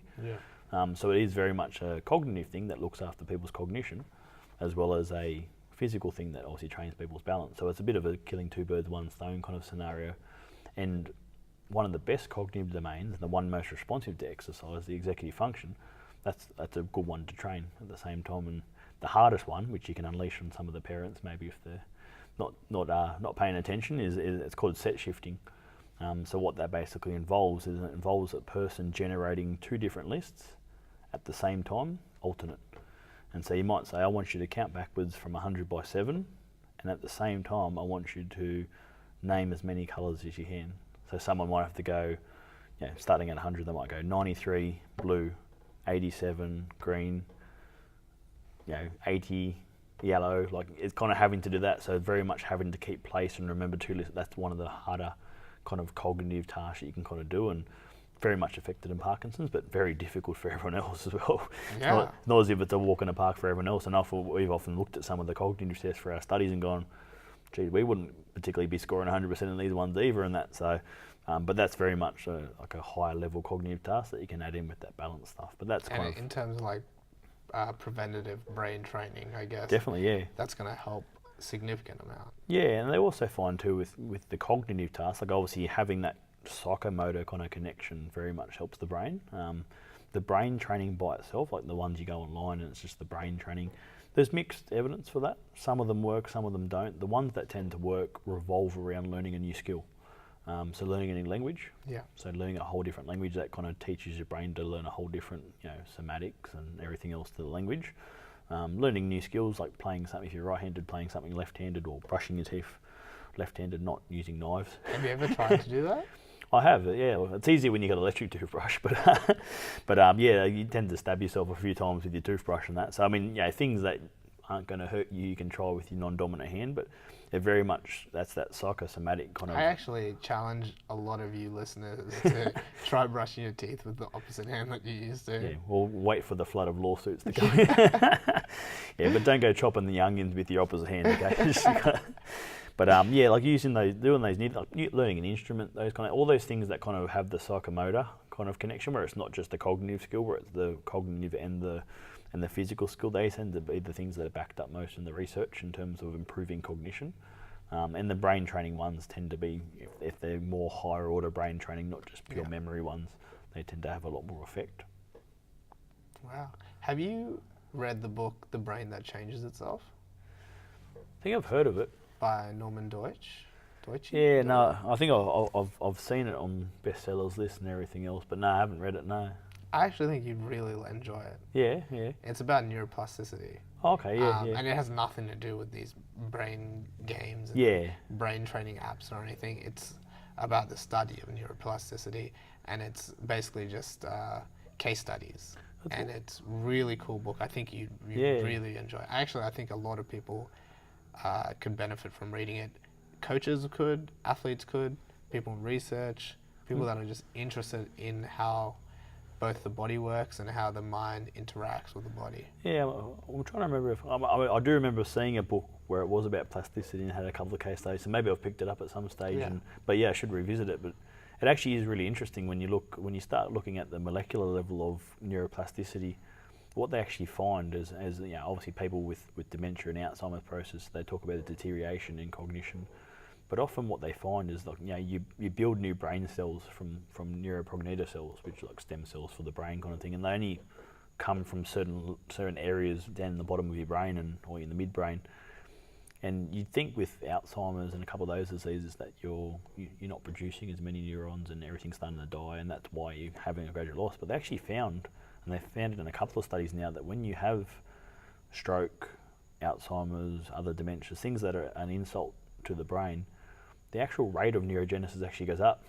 So you obviously make new brain cells your whole life, which is something that took a while to dispel, because people often thought once you're an adult you've got all your brain cells and how you use them is how you use them, and once they start dying you're gone. You don't do anything in old age, but you're always making new kind of neurons, and especially for your nose, because your nose is one of the areas that cops a lot of turnover of neurons and that. But it's actually quite interesting. A lot of the new research actually suggests that when you do actually suffer a bit of an insult to the brain, your body tries to compensate. Your body actually increases the amount of new brain cells that it's producing, whether those, because they're not quite brain cells at this, but whether they actually get to the areas that are suffering the loss is a different story, and that's potentially something down the track that might be a therapeutic thing. But it's quite interesting that with the neuroplasticity, your brain can cope quite well, and they actually when they look at scans of people with Parkinson's or dementia versus age-matched controls, and they track them over the course of a year, what they find is that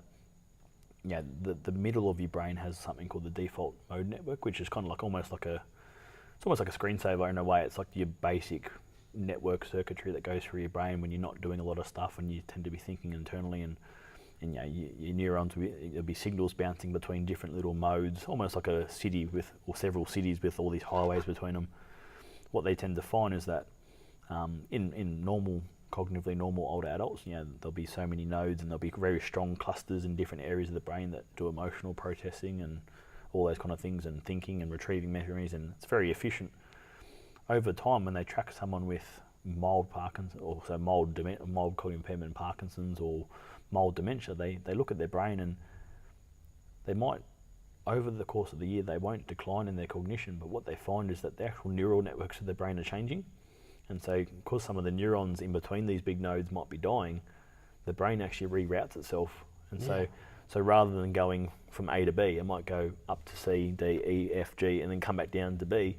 And so it's gone twice the length that it has to go, but it's still doing that function, because it's all happening in a nanosecond kind of thing. It doesn't matter per se. Yeah, so the brain, to some degree, is both trying to produce new neurons and also trying to reroute itself when we do have dementia, or the early process of dementia. And is that just like a path of least resistance type thing as well? I think so, and I think and obviously the brain is still so much of a mystery to even neuro researchers and neuroscientists and that. But the fact that we kind of always think, the brain's failing us when we get dementia, and we're just trying to slow the inevitable, but the brain's doing its best, and all these things are going on that we're just starting to discover and realise. And I think the trick to a lot of therapeutics will be finding how to maximise that adaptive response, and because at the moment a lot of the pharmaceutical companies, there's big pharmaceutical companies like Pfizer and a couple of those ones, they're actually pulling out of dementia research.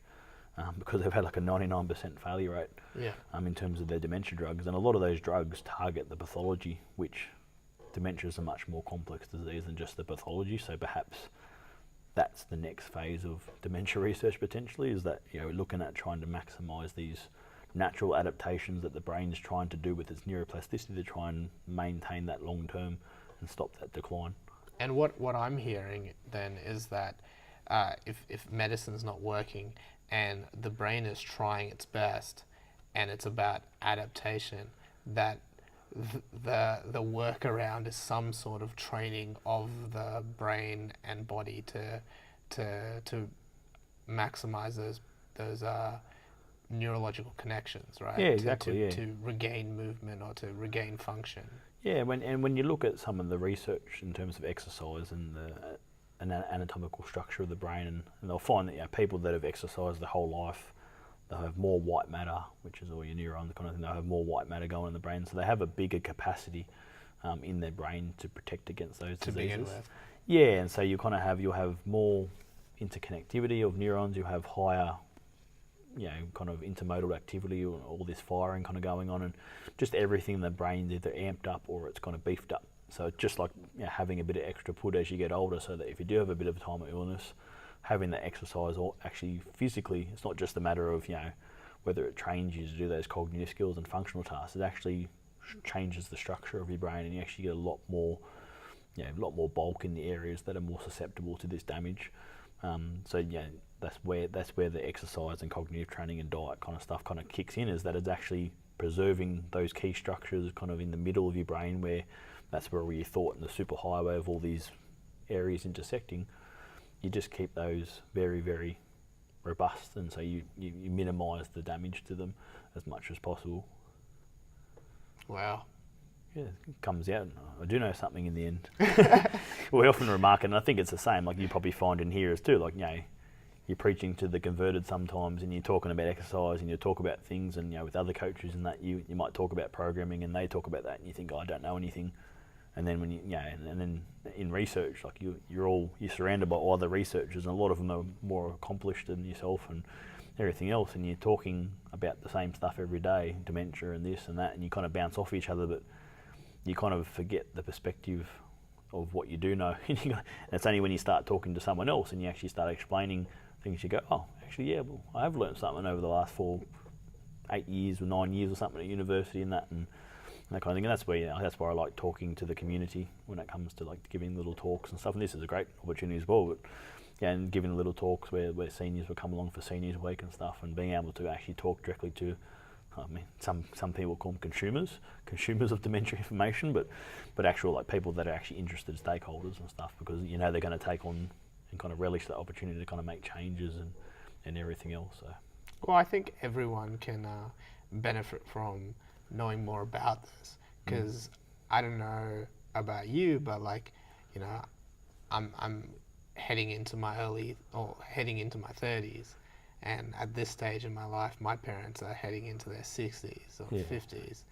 So, I'm at a stage where I can see where they were and where they're going, and I know that there's going to be a cognitive decline, physical decline, and I want to have my parents around for as long as possible, but I also want them to be as happy as possible and to be able to do all the things that they love. And I think the key message is the physical decline. It will always kind of happen to some extent, and you will lose some kind of physical function when you age. Dementia is not a normal part of aging though. So cognitive decline, you can still have people in their 90s and 100s that are sharp as a tack. And things that tend to change with age-related changes that separate to dementia might just be processing speed or reaction time, which is, they might take a bit longer to do things and that. But the actual things that dementia targets, like dementia, a lot of people think, if you live long enough, you're just going to get dementia. Which, the incidence does increase over time, and with each increasing decade of your age, you do have an increasing risk of dementia. But that's not particularly because it's a normal part of aging. That's more so because you're just around long enough that you have more chance for it to kind of take effect. So the cognitive side, there's no reason why cognitively you can't preserve that cognition right until later in life, and that the physical side, and that's where if you can get people into that good training and get into that good functional training, even though they might lose function, if you can keep them above that minimum requirement they need to do their daily tasks, then there's no reason why later into life you can't keep that level of independence and that quality of life, which is important, obviously. What are the risk factors for dementia then? So with dementia, there's a small genetic risk factor, like we kind of discussed before, and it's there's some genes that, and what they often say is, it doubles your risk of dementia, and people freak out. But if your risk of dementia is only 2% or something, then you've got a 4% chance now or something. So you've got to look at the facts carefully in that. The genetics is one risk factor, but a lot of the risk factors for dementia tend to be sometimes low educational status. Some of the things that you can't particularly change once it's already happened, but some low educational status or low educational attainment. And the reason for that is that if you have a higher cognitive reserve, if you lose a bit, if you have a minimum level that you need to function and you function well above that, if you start losing a bit with cognitive loss, you're still functioning in daily life. So the more kind of, I suppose, extra cognitive reserve, just like the more body stores you have, the more cognitive reserve you have, the more you're able to stave off any kind of functional related declines from dementia. Risk factors as well tends to be the things that also have frailty. So people that physically are more frail tend to also be more susceptible to dementia. So I think people that are frail are 8 times more likely to have dementia, just because there's all that very much that physical connection.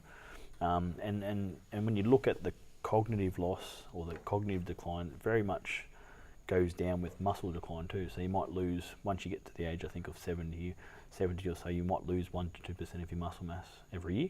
And that's just part of sarcopenia, part of aging, that kind of stuff. And your cognition, if you lose more muscle, your cognition also tends to go down with it. So it's very much linked to your muscle, which which kind of indicates that muscle's one of the important factors. So if you can avoid that frailty, and frailty is very much it's easy for people to say who's frail. Like you can feel it, you can see it. You can identify it, and often that's what my supervisor says. When often she talks, she goes, well, if you ask someone to identify what frailty is, they can point someone out to you and tell you, but it's very hard to operationalise, and even researchers, they always try, and usually it revolves around walking slower, having lower grip strength, and also losing weight unintentionally. So in old age, losing weight unintentionally is not a good thing. So if you're doing a diet and doing a exercise program and you're losing weight and becoming leaner, that's different. But if you are just doing your daily activities and all of a sudden you start losing weight, there can be an indication that you might have internal bleeding somewhere, you might be eating less. It might be something as benign as you're losing your sense of taste, so you don't enjoy food as much.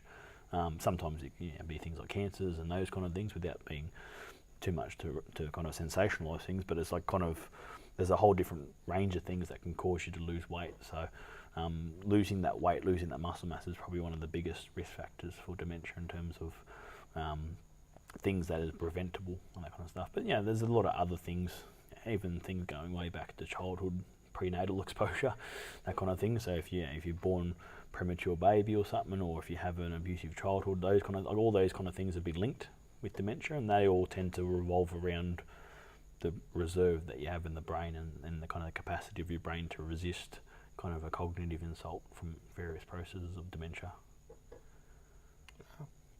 So there's a lot of research out there. Obviously, it's a pretty big topic. It's a growing population and that kind of stuff. And I did, part of the reason I've kind of stayed somewhat out of healthy populations, because we've got a lot of researchers in our faculty that obviously work with bodybuilders, and we did actually have a study with weightlifters and bodybuilders, and they did the keto study, right? I think there was a couple like that, and a couple of other ones, and there's also ones where they did like anthropometric kind of measurements, probably the reason I stay out of the healthy side of things is that there's a lot of people in the healthy side of things, and that extends out to when you look at the personal trainers and fitness industry and everything else, and everyone's got something that works, and you're working with very very healthy populations that can kind of probably get increases with a lot of different training methods and that kind of stuff. And the reason why I like being in dementia and chronic disease is because you don't particularly get someone coming and saying, oh no, this is how you should train them or something, or try this product, this will work better and stuff. You kind of, in dementia, you're either in it, you're in it because you love it, and you kind of try and follow the evidence as much as you can and stuff, and you're not particularly trying to promote any particular product or supplement, or you're not getting elderly people to hold protein bars and that kind of stuff. And that's why I kind of like the dementia side of things, because you can very much make a big difference with the evidence and that kind of stuff. And I think like when you look at the healthy populations and stuff, there's many ways to do it. And if you think of exercise prescription like a dartboard, your perfect one's the bullseye, but if you hit anywhere around the bullseye, you're still going to score points. Yeah. And that kind of stuff. And I suppose that's where, in the healthy pops, that's the research, trying to find that extra 1% and the best, most efficient way to get it. Where in the chronic populations, we're trying to find anywhere on the dartboard at the moment. Yeah. And if we look at the low-hanging fruit, it's basically all of the things we discussed in this conversation. Eating better, getting those, higher fatty foods that are high in DHA, EPA, having some robust strength training, working on that balance as well, and being able to keep your cognition at a high level while performing all of the above. Yeah, exactly. And I mean, and it sounds a bit like a disclaimer from like an ab kicking pro ad or something. Yeah. Like, you will get these results if you follow a balanced diet and exercise program, like those kind of things. And at the end of the day, it's the moderation and stuff. It's if we can inform people of the most efficient way to do things, then that they're more likely to be able to do it and stuff. And if you say go and do exercise, people go and do exercise, but you can exercise in a plethora of ways and stuff. And it's not particularly that there's one particular way to do resistance training. Like, there's various ways, and the ways that you do here and the ways that we do in the clinic, they're very different in terms of these ones here probably have a lot more challenge and a lot more kind of variation, that kind of stuff. But at the end of the day, they'll probably still have a similar effect, because you're having that anabolic stimulus, which is probably at the base of it all, is having that anabolic stimulus for the muscles and stopping that anabolic loss, also that catabolic loss of muscle mass and everything else. So, I suppose it's very easy to live in research world, and that's where I live at the moment. Like, I hope. Has there been much study into the effect of things like testosterone and exogenous testosterone and stuff on patients with dementia? I don't think so much on dementia. I mean, there might be. I would like to see the ethics application. Sometimes you look at some studies, and we get a hard enough time trying to do resistance training in older populations sometimes, but they put you, obviously, which they should, they put you through the rigours and make sure you dot your I's and cross your T's. But I think it was actually the other day, I think it was someone posted, one of my other supervisors, Dr. Mavros, he posted an article about, I think it was using steroids or using kind of testosterone or something, or for, might have been older women or something, or older women or older men or something, to see whether it made a difference. And it did, when combined with resistance training, it did increase the lean muscle mass. So I think they definitely investigated the use of maybe steroids or derivatives of steroids. I only asked because you linked a correlation between increased muscle mass and increased cognition. So I was wondering if having an outside infusion of testosterone would help as well. Well, I think a lot of it, the muscle mass loss probably better reflects the loss of movement and so on. Yeah, loss of movement and the loss of kind of cognitive influence and that kind of psychomotor kind of influence and that.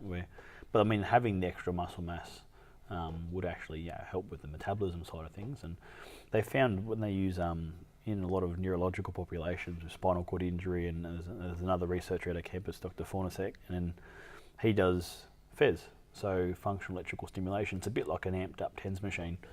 I have a TENS machine just sitting there. It'd be like one of those game shows and that, when I get the wrong answer and I get zapped.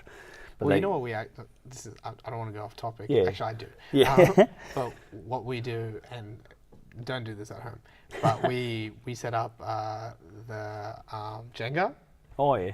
And then you put the TENS on, and then you just... They're pretty good, yeah. Jenga. I think a TENS machine makes anything that requires fine motor that much more better, that kind of stuff, and you get a lot more interest from it. And so they kind of have like these FES, and they're kind of like a bit of an amped up TENS machine. See, TENS obviously is therapeutic, and you put it on certain sites to kind of remove swelling and pain sensations, and that's why it's like used a lot by physios and that. And when they use FES, they use the same kind of concept. I think they use a bit more current and over a bigger area, but they will apply it to different muscles. So for someone with a spinal cord injury that can't particularly move the muscle in the leg, the muscle's fine and the nerve going to the muscle's fine. There's just a loss of communication in the spinal cord. So what they actually do is they actually directly stimulate that nerve. So they'll set you up like a TENS machine, but just say it's on your arm. They might set one up on your bicep, one up down here, and one in your tricep, and they can actually move your arm by having a certain pattern of electricity. And what they found is in Charcot-Marie Tooth and in spinal cord injury, they can put it on your legs, and so on your buttocks, on your quad. And I think they might put one on your hamstring. I think they put one in. So all the muscles that kind of move the pedal of a bike, and they can make your muscles pedal. So you kind of, it's like autopilot in a way, and they'll feel them, depending on the level of spinal cord injury, they might feel some of the sensations and those kind of things. But what it does is it actually builds the muscle. Actually, the muscle, because it is quite atrophied because they've been in a wheelchair, the muscle will get bigger, and they'll actually grow a lot more mass, and they'll get a big muscle, but they won't particularly make them stronger. So they kind of grow this muscle, and the muscle's sitting there like a big sponge absorbing extra energy and glucose and that in the body, so it helps from a metabolic point of view. But obviously because the neural network is disturbed, they don't actually get the increase in strength, and that kind of is somewhat similar for healthy populations. You could use FES machines to improve your muscle strength, and because if you put it on your bicep and you put one in your tricep, you can have a really strong isometric contraction of both muscle groups at the same time, which is just impossible with weight. Because they're antagonists to each other. Yeah, and they're both going at the same time, which you just can't do naturally with weights and stuff. And you can actually get really severe DOMs by doing it. And as a result, you'll probably build muscle mass if you look after it correctly. But it's kind of like upgrading the hardware, but you have to upgrade the software at the same time. So the muscle mass by itself probably would help from a metabolic point of view, not so much from actual strength point of view, but just as I was going to say interesting. Maybe I should preference every interesting fact at the viewer's discretion. But one of the big new areas of research they're looking at now for a lot of chronic diseases is that when you do exercise, as an example, your muscle cells and other cells of your body, they actually release these little vesicles, almost like if you look at a big spaceship and they're kind of releasing these little like stormtroopers in little pods or something. I'm not really good with sci-fi, but it's like if you have a big spaceship and they're ejecting little escape pods. When you exercise, what happens is you have these little vesicles that get emitted from your muscle cells and from other cells of your body, and in that little vesicle, there's a little message, and it's like it's a little strand of like messenger RNA, and without going into too much biology, it's not a whole mRNA, it's just a tiny little bit, but it codes for a certain type of thing. And it goes through your bloodstream, and some can cross the blood-brain barrier. Some, will go to your heart, your lungs, and it's kind of a way that your different organs are starting to communicate with each other. And so what happens is these little vesicles will travel to different areas of your body, and when they enter the cells of the new tissue, they lock onto a bit of the DNA and will either upregulate or downregulate the production of a certain type of protein. So they're starting to think that's how exercise has such a systemic response, is that you release all these little exosomes and all these little microRNA things that go circulating through your bloodstream, and depending on what they are and where they activate, that's what response you're getting from the exercise. And that's why, in my opinion, they will never develop a pill that can replicate exercise, because there's just too much going on from too many organs and that kind of stuff. And that's one of the areas they're exploring now with dementia, is that at the moment they're at the level where they're looking at associations. So they'll look at mice studies, and they'll say, okay, when they exercise, microRNA 258, 259 and 360 is increased, and then they'll look at associations and say, okay, well, does that associate with any cognitive improvement, or does that associate? And at the moment, they're kind of finding that some studies find that one particular microRNA is both associated with increased levels of some cancers and decreased levels of other cancers. So there's no real clear-cut kind of, they're at the very basic stage with the technology at the moment, but that's kind of an area that would also be interesting in the future, and that's a direct way that building muscle mass and having that exercise effect can actually directly stimulate all those other organs in your body, apart from just improving blood flow or using glucose better in your body. There's actually those little messengers, kind of, like a biochemical messenger going through your body, telling different organs to do different things. Does it scare you how complex the body is?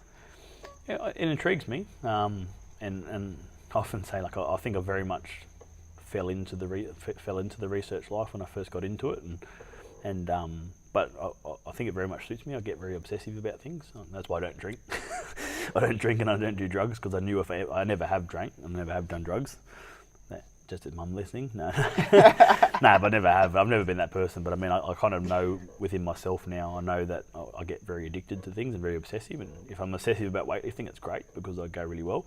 When it's research, like if I have to research something, I can find anything. Maybe I should work for the FBI, but like when it comes to kind of going down rabbit holes of research and stuff, like, you know, you'll find something about a certain mechanism in the body, and then you'll try and find an article on how exercise might affect that mechanism, and then you look at that mechanism and it'll mention a new terminology, so then you'll go and look up a new paper on that, and you end up in this massive rabbit hole where you've started off with looking at exercise's effect on cognition, and now you're overlooking at tiny bits of DNA in the body and how they affect cancer and those kind of things. So, but I do like kind of having that very comprehensive knowledge, and I think, you know, that at the end of the day, that's the idea of research. But you know, you can live in research world and not see the clinical side, and as part of my research, I've kind of had a bit of a clinical side, but it's not the real world clinic. It's kind of our clinic where we kind of run it, and we run it a bit differently. And I suppose, you know, it'd be good if clinics could run like that. But when you get into the clinical side of things, obviously there's a lot more constraints, as, you know, Kush protein, in terms of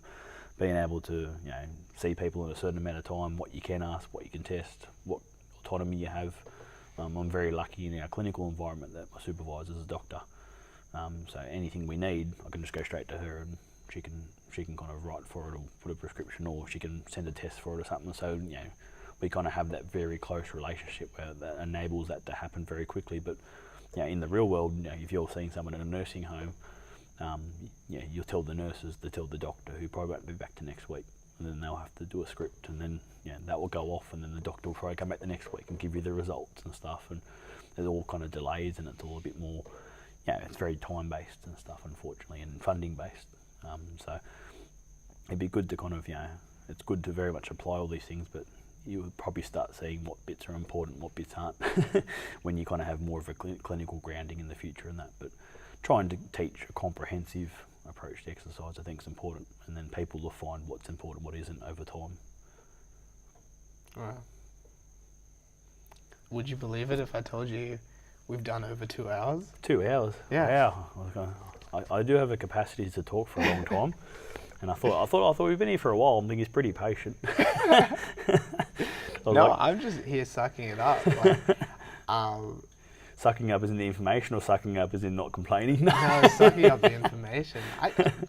I'm very interested in this. Yeah. Mainly because I've seen my grandma descend down the rabbit hole of dementia and, you know, atrophy, frailty, and then, you know, just basically finish her life in a terrible way. Not a great way, yeah. You know, and I don't wish that upon anyone. Exactly, and, yeah. You know, the more older people that I meet, the more I get scared for them. Yeah. Just in any sort of decline. Yeah. And I know you're talking mainly about the population that you deal with, which is dementia. But, you know, when you were talking about those risk factors, you know, those things still scare me, because you know, I know a lot of the people around me are still at high risk potentially. So it's really cool for me to talk to you and learn about these things. And, you know, it kind of gives me a little bit of validation that we're potentially on the right track. But you're steering me into, you know, more and more information, you know, like, you know, particularly the stuff about like the way we resistance train, the way we train balance, the way we add cognition into our training, like our physical training, as opposed to just saying, hey, you know, like, I want you to do 3 sets of 5 bench press, but then you're going to go do a crossword puzzle over there. Like, you know, we need to do those things together for it to have like a significant benefit in both pathways. I did want to ask you one more question. Yeah, sure, yeah. Just to go back to that neuroplasticity stuff, have you ever seen much about the like mirror training? You're referring to, like, in terms of like the experiments where they put like their hand in a box and they try and look at it through a mirror and they have to reverse all their actions and. Yeah, or yeah, I think. You mean in terms? Sorry, in terms of training. If you train one side, you get the adaptation on the other side. Kind of like I know, like with some stroke patients and stuff, they've done some research where, for example, I can't use this arm at all anymore, but we set up a mirror here and they perform tasks with this hand, and that somehow develops the neural connections. Yeah, I mean, I've heard of it. I mean, I wouldn't know enough about it to be able to comment too in depth on it. But I do. I have like seen that kind of experiment. And I think that is all. A lot of it is like rebuilding the neurological pathways and everything else. And did a few placements and a bit of time with spinal cord injury and same things that, you know, one of the things that one of the guys that worked in spinal cord told me is that they have all these classification levels. I think it's the Australian Spinal Injury Association. It's called Asia A, Asia B, Asia C, like all different classifications for the severity of the spinal injury. And what he said is that whatever someone's classified as, they never appear clinically like that. They might look like that, so it might be, you know, just say, I can't remember the Asia A would be complete severing of sensory and motor innervation below a certain level, but they might still for some reason have a sensation in their toe. Yeah. Which they shouldn't and stuff, and it always varies. So I think there's a lot of work now in terms of how to repair the spinal cord and how to get that innervation back. And with the strokes, because the stroke's neurological in the brain, I suppose there is a lot more capacity for the brain to work around it and try and find a new meaning in that. But see, the evidence in healthy populations and in other populations, the evidence for training one side and getting the benefits in the other is very clear. And you could just train one side of your body and you might increase by 30% strength and your other side will still increase by 15-20%, just because of the neurological gains. So it indicates that somewhere in the brain there is that crossing over between the hemispheres, and that, you know, we write a motor pattern, and that we try to, you know, as an evolutionary thing, we don't kind of teach our body to learn on both sides. We kind of learn on one side and we can pick up some of that for the other side. So like your brain almost wants to be symmetrical somewhat. Yeah, and it's almost like a safety mechanism in a way. It's like maybe it's an efficiency thing. Like, you know, if you're trying to fight off a cheetah or something, and and you've punched it with your left hand, you don't want to, next time it comes up to you with your right hand, you don't want to not know how to use your right hand. You want to have some level of awareness. You might not be as coordinated, but you want to have some level of awareness of your right hand. Have you ever tried to throw a ball with your non-dominant hand? I've tried to throw it with my dominant hand. It's not much better. That's why I'm in weightlifting, not discus. That kind of stuff. But yeah, I'll have to go and look up some of that stuff, and I'll probably end up down a big rabbit hole and find all this other stuff and that. But well, you go down that rabbit hole, then come back and we'll chat about it. And show you some more information. I'll bring a PowerPoint presentation. That'd be cool. Yeah. I got a TV back there now. Yeah, exactly. Where, if people are interested in this stuff, where can people sort of find out more information? Yeah, so there's a couple of different places. Like from the dementia point of view, you can look at Dementia Australia, the website, which they have a lot of lay kind of community resources, which is kind of a lot more structured for patients and caregivers. In terms of participating in clinical trials, the best place, you can search some of the universities, like directly their websites and that, but yeah, and AWAM's got certain websites. There is a place called the Australian New Zealand Clinical Trials Registry, so ANZCTR. So if you just type that into Google, it'll come up with a big registry, and you basically go into the search function, type in you might type in dementia, exercise, a couple of the keywords, and it'll come up with any clinical trials in Australia, and I imagine New Zealand, that are currently running, and that's the same for any disease. If you're looking for something with, you know, cardiovascular disease or something else, and even some of the pharmaceutical ones are at least on there. So if you're looking for any trials to participate in or any trials to kind of watch out for in terms of publications that might be coming out, they can look on some of those websites on the ANZCTR and hopefully find a bit of way. But and then, you know, one way for those that probably want to find a bit more data and a bit more evidence behind some of the things, like there's a lot of different search engines, and you know, being part of a university, you have a lot of access to a lot of those papers. But one of the best places to look is Google Scholar. Just going on Google Scholar and typing in some keywords for things you want to look at, and you'll be amazed what you can find on Google Scholar. And a lot of it is public access, and even if it's not, you can see the abstract, which usually gives you enough information to make a decision of, you know, if it's effective or not, or if that paper's worth exploring. And But that's if you want to look more into the evidence-based and the scientific side of it. So, but yeah, normally Dementia Australia has quite a nice array of information and that kind of stuff for people like patients and caregivers and that kind of stuff. And what if people want to get involved in, I guess, like helping the cause? Yeah, so Dementia Australia has a lot of different ways you can. I think you become a Dementia Australia friend and an advocate.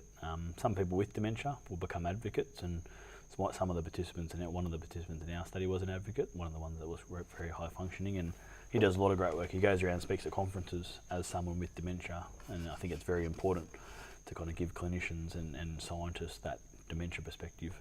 But also, like, there's a lot of groups that they can volunteer in, and there are things like social visits. So, I mean, you can be a dementia advocate or a dementia friend, and one of your visits might be go out and visit someone in isolation. Given what we said about how important it is, you can volunteer time by going and visiting someone. Even any of the nursing homes that are around, you can volunteer there to help with some of the activities, the daily activities and that. Like obviously do within your level of training. Don't go ripping people up and putting them through high intensity interval training if you're not trained in that sense. And I'm sure the nursing home wouldn't like it if you're coming and volunteering doing that. But even just visiting, talking. Oh, exactly. Like, massive difference. We talked about how important that is already. Exactly, yeah. So having that, and that's an extra pair of hands, and the nursing staff will appreciate it if you approach it the right way, and the residents for sure appreciate it. So it's a very tangible way to do things. And even if you have a professional background in allied health or something else, and you want to help out with clinical trials, find someone in the field that you're interested in, a professor or someone else. Find out what studies they're doing, and email them and just ask. Because things about research is that often a lot of PhD students, including myself, work for free because we're doing a PhD. And that's kind of our internship in a way, and we do a lot of work, and we have a lot of research assistants, like paid research assistants that help out, but there's always more stuff to do than what we can and stuff, and so we're always busy doing bits and pieces, and anyone who's interested in research or thinks they might be interested in research or just wants to grab some skills, often people are quite welcoming, academics are quite welcoming if you message them or email them and kind of let them know what you might be looking after, and they might find something for you to do where you can kind of get a bit of an experience for that kind of world, that research world, and get a bit of at the coalface of what's happening. Do you have any final asks of our audience? I suppose for a 2-hour talk, I kind of don't think too much about it. But I suppose the audience, the type of audience that's probably listening to this, is probably an audience that is pro weightlifting. But probably the main. I hope so. Yeah, exactly. Yeah. So I suppose probably the main message. And this probably comes back to the words of my supervisor, who kind of said this many years ago, and this is how long it's been going on for this research, and that is that frailty is not an indicator that you shouldn't be doing resistance training. It's actually an indicator that you should be doing resistance training, and that the fact that someone's older and they're frail doesn't mean that you should avoid those moderate to high intensity robust training protocols. It means you should be getting in there and doing it. So it's never too late. I know that sounds a bit cliche, but as I said, we've had participants from all walks of life, mild, moderate, severe, and you can have some form of clinical improvement with all these participants. So I think walking in with a very proactive lifestyle with a very proactive strategy for helping people that might be more severe very much will get them on board and stuff. And I think seeing people with severe disease in more of a palliative state, and a more of trying to kind of see it as okay, let's just wait it out and just try and make them as comfortable as possible. You get to a point where that's the stage, but often that point's reached too early, and people kind of think, okay, there's no point intervening anymore. Let's just kind of make them comfortable to them. But a lot of the time, you can get some significant improvements just by reviewing the medications with the doctor, getting some exercise, good quality exercise, getting some social interaction. Those kind of things that can very much make a difference to the person in the short term and stuff. So never stop trying to intervene in older age. Awesome. Cool. And where can people find you if they want to? If I'm not training early in the morning at Titans, so I'm at the University of Sydney at the Health Sciences campus at Lidcombe. If you want to send us an email, my email is michael.inskip@sydney.edu.au. So michael.inskip. Feel free to send us an email. if you have any questions. But yeah, I'm at the faculty most days and that, and otherwise I'm kind of out Hawkesbury way, floating around and stuff. So, but yeah, like, you know, some publications will be coming out soon, hopefully, in terms of dementia and everything else, and yeah, I'll be hopefully in and out of the media in the coming months and that kind of stuff. So it's always good just to hear feedback and ask people questions. And I also work as a lifeguard at Riverstone Pools, and often have people kind of picking my brains at the pools, which I don't mind, because, you know, lifeguarding, you're watching the water for long periods of time, so having someone picking your brains is often quite refreshing. So speaking of like a highly functional cognitive task, yeah, exactly, staring at water, making sure people aren't drowning, it's a good task, and it gives me a chance to think about my research and stuff. So yeah, you can always pop out to Riverstone Pools, and you can check out my gardens there. I do a lot of the gardens there, so you can come and look at the gardens too. So beautiful. Guys, you can find RAW Barbell Club at RAW Barbell Club on all of our social medias. So that's Facebook, YouTube, Instagram. Hopefully you're watching this on YouTube or listening to this podcast on wherever you listen to podcasts, Apple Podcasts, Stitcher, whatever. If you love this episode like I did, please consider subscribing if you haven't already, and consider sharing it, because that helps the podcast grow. And it also means that I get cool guests like Michael on more and more, because the more people see it, the more, I guess, high exposure we get, and people are like, oh wow, like, yeah, maybe I will consider going on the RAW Barbell Club podcast. Finally, guys, if you did like that episode, please consider giving us a 5-star rating. And on top of that, if you really, really, really want to help, you can. Making this podcast is an awesome bit of fun, but it does cost us a fair bit of money, just in time, travel, hosting costs, all of those things. So please consider donating to the podcast. You can do that from www.rawbarbellclub.com/donate. And there's a link there where you can just donate any amount that you see fit. And all we ask is the price of coffee. So thanks, Michael, for coming on, man. Yeah, well, thank you very much for today. I was a bit nervous. I haven't done a radio-style interview before, so no, I very much appreciate it, and I'm glad someone's happy to hear me talk about myself, that kind of stuff. But no, but it's an excellent initiative, and I like the format, and you make us feel quite comfortable to talk about that kind of stuff, which is good. Which, you know, I hope some people got something out of it, and that kind of thing, and I'll definitely be sharing. No problem. Well, thanks, dude. Thank you. Cheers.